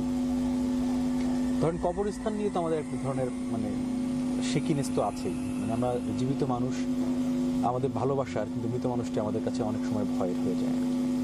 মানে ধরেন আপনি আপনার খুব কাছের মানুষ মারা গেছে, তার সঙ্গে আপনি একা কিছুক্ষণ বসে থাকতে পারবেন না, ব্যাপারটা এরকম আর কি। তো গ্রামে কিছু পাগল টাগল থাকে না, কিছু মানুষজন বলা হয় পাগল, তারা রাত জেগে জেগে গ্রামের মধ্যে ঘুরে হাঁটাচলা করে, এটা সেটা করে। তো ওই লোকের নাম ছিল রুস্তুম গাজী, একটা ভদ্রলোক, মানে পাগল আর কি। তো সে হচ্ছে ধরেন সারা রাত ধরেই রাস্তাঘাটে হাঁটতো, চিৎকার করতো, পাহারা দিত আর কি। তো রুস্তমের হঠাৎ করে একটা অদ্ভুত শখ হলো, রুস্তম কবরস্থানে ঘুমাইতো।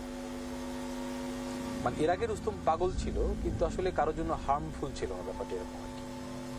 কবরস্থানে ঘুমাইতো, এবং ধরেন কবরস্থানে ঘুমাইতো মানে কেমন, সে হচ্ছে কবরের মাঝখানে ঘুমাইতো।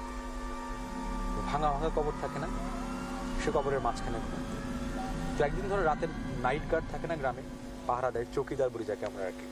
তো সে একদিন ধরেন চৌকিদারি করতে করতে করতে করতে দেখে যে রুস্তম গাজী হচ্ছে কবরস্থানের মধ্যে ঢুকতেছে। তো নাইট গার্ডের বেসিক্যালি অনেক সাহসী মানুষ হয়, তারা তো সাহসী জন্য রাতে বেলা একা একা পাহারা দেয়।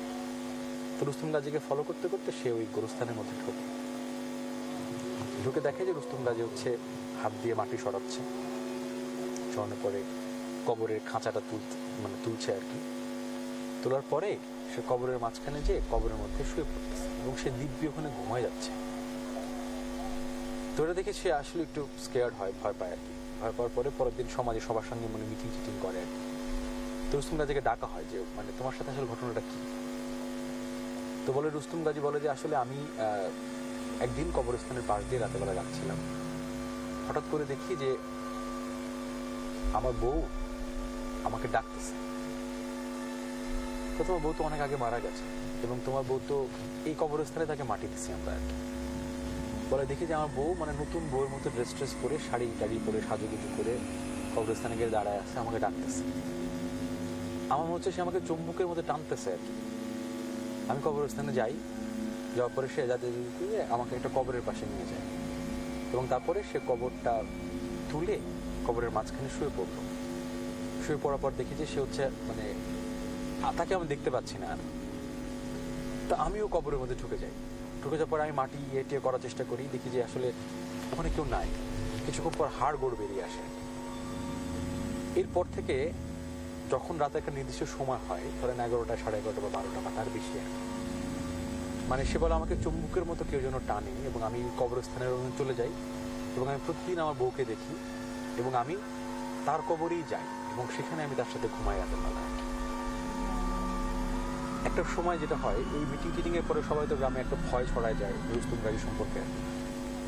এরপরে অনেকদিন রুস্তম গাজীকে আর পাওয়া যায় না, 4 দিন 5 দিন নাই আর।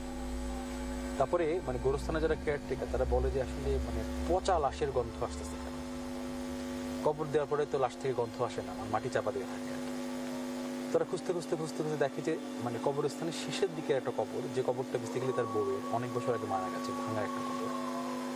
সে কবরের মধ্যে রুস্তম গাজী মরে আছে এবং তার লাশটা ধরেন 5-7 দিন আগে মারা গেছে এরকম একটা অবস্থা এবং লাশটা যখন পচে যায়, গন্ধ বেরোচ্ছে, রুস্তম গাজীকে তারা সেখানে আবিষ্কার করে। মানে ধরেন কারো কাছে ব্যাপারটার ব্যাখ্যা নাই, রুস্তম গাজী বেঁচে থাকলে তার কাছ থেকে জানার সুযোগ থাকতে হতে পারে। মানে বলে না মানুষজন, ধরেন এই ঘটনাগুলো কিন্তু সমাজ সভ্যতার মধ্যে আছে, কিন্তু আমরা আসলে হয়তো বা কেউ জানি না, কেউ জানি না, কেউ দেখি। আপনাকে অনেক ধন্যবাদ আমাদের সঙ্গে আজকে যুক্ত হওয়ার জন্য এবং আপনার জীবনের গল্প আমাদেরকে শেয়ার করার জন্য। Thank you so much. যারা আমাদের সঙ্গে যুক্ত ছিলেন এবং যারা পরবর্তীকালে আমাদের সঙ্গে সামাজিক যোগাযোগ মাধ্যম সহ ক্যাপিটাল এফএম এবং তাবিজের ফেসবুক পেজে আমাদের সঙ্গে যুক্ত হবেন, আপনাদের কাছে যদি আসলে এমন কোনো ঘটনা থাকে যে ঘটনাটি যুক্তির বাইরের জগৎ, বিশ্বাসের বাইরে অবিশ্বাসের জগতের গল্প, আমাদের সঙ্গে আপনারা শেয়ার করতে পারেন। আর আপনাদের শেয়ার করা ঘটনা নিয়ে আমরা এপিসোড করতে পারি, আপনাকে আমন্ত্রণ জানাতে পারি।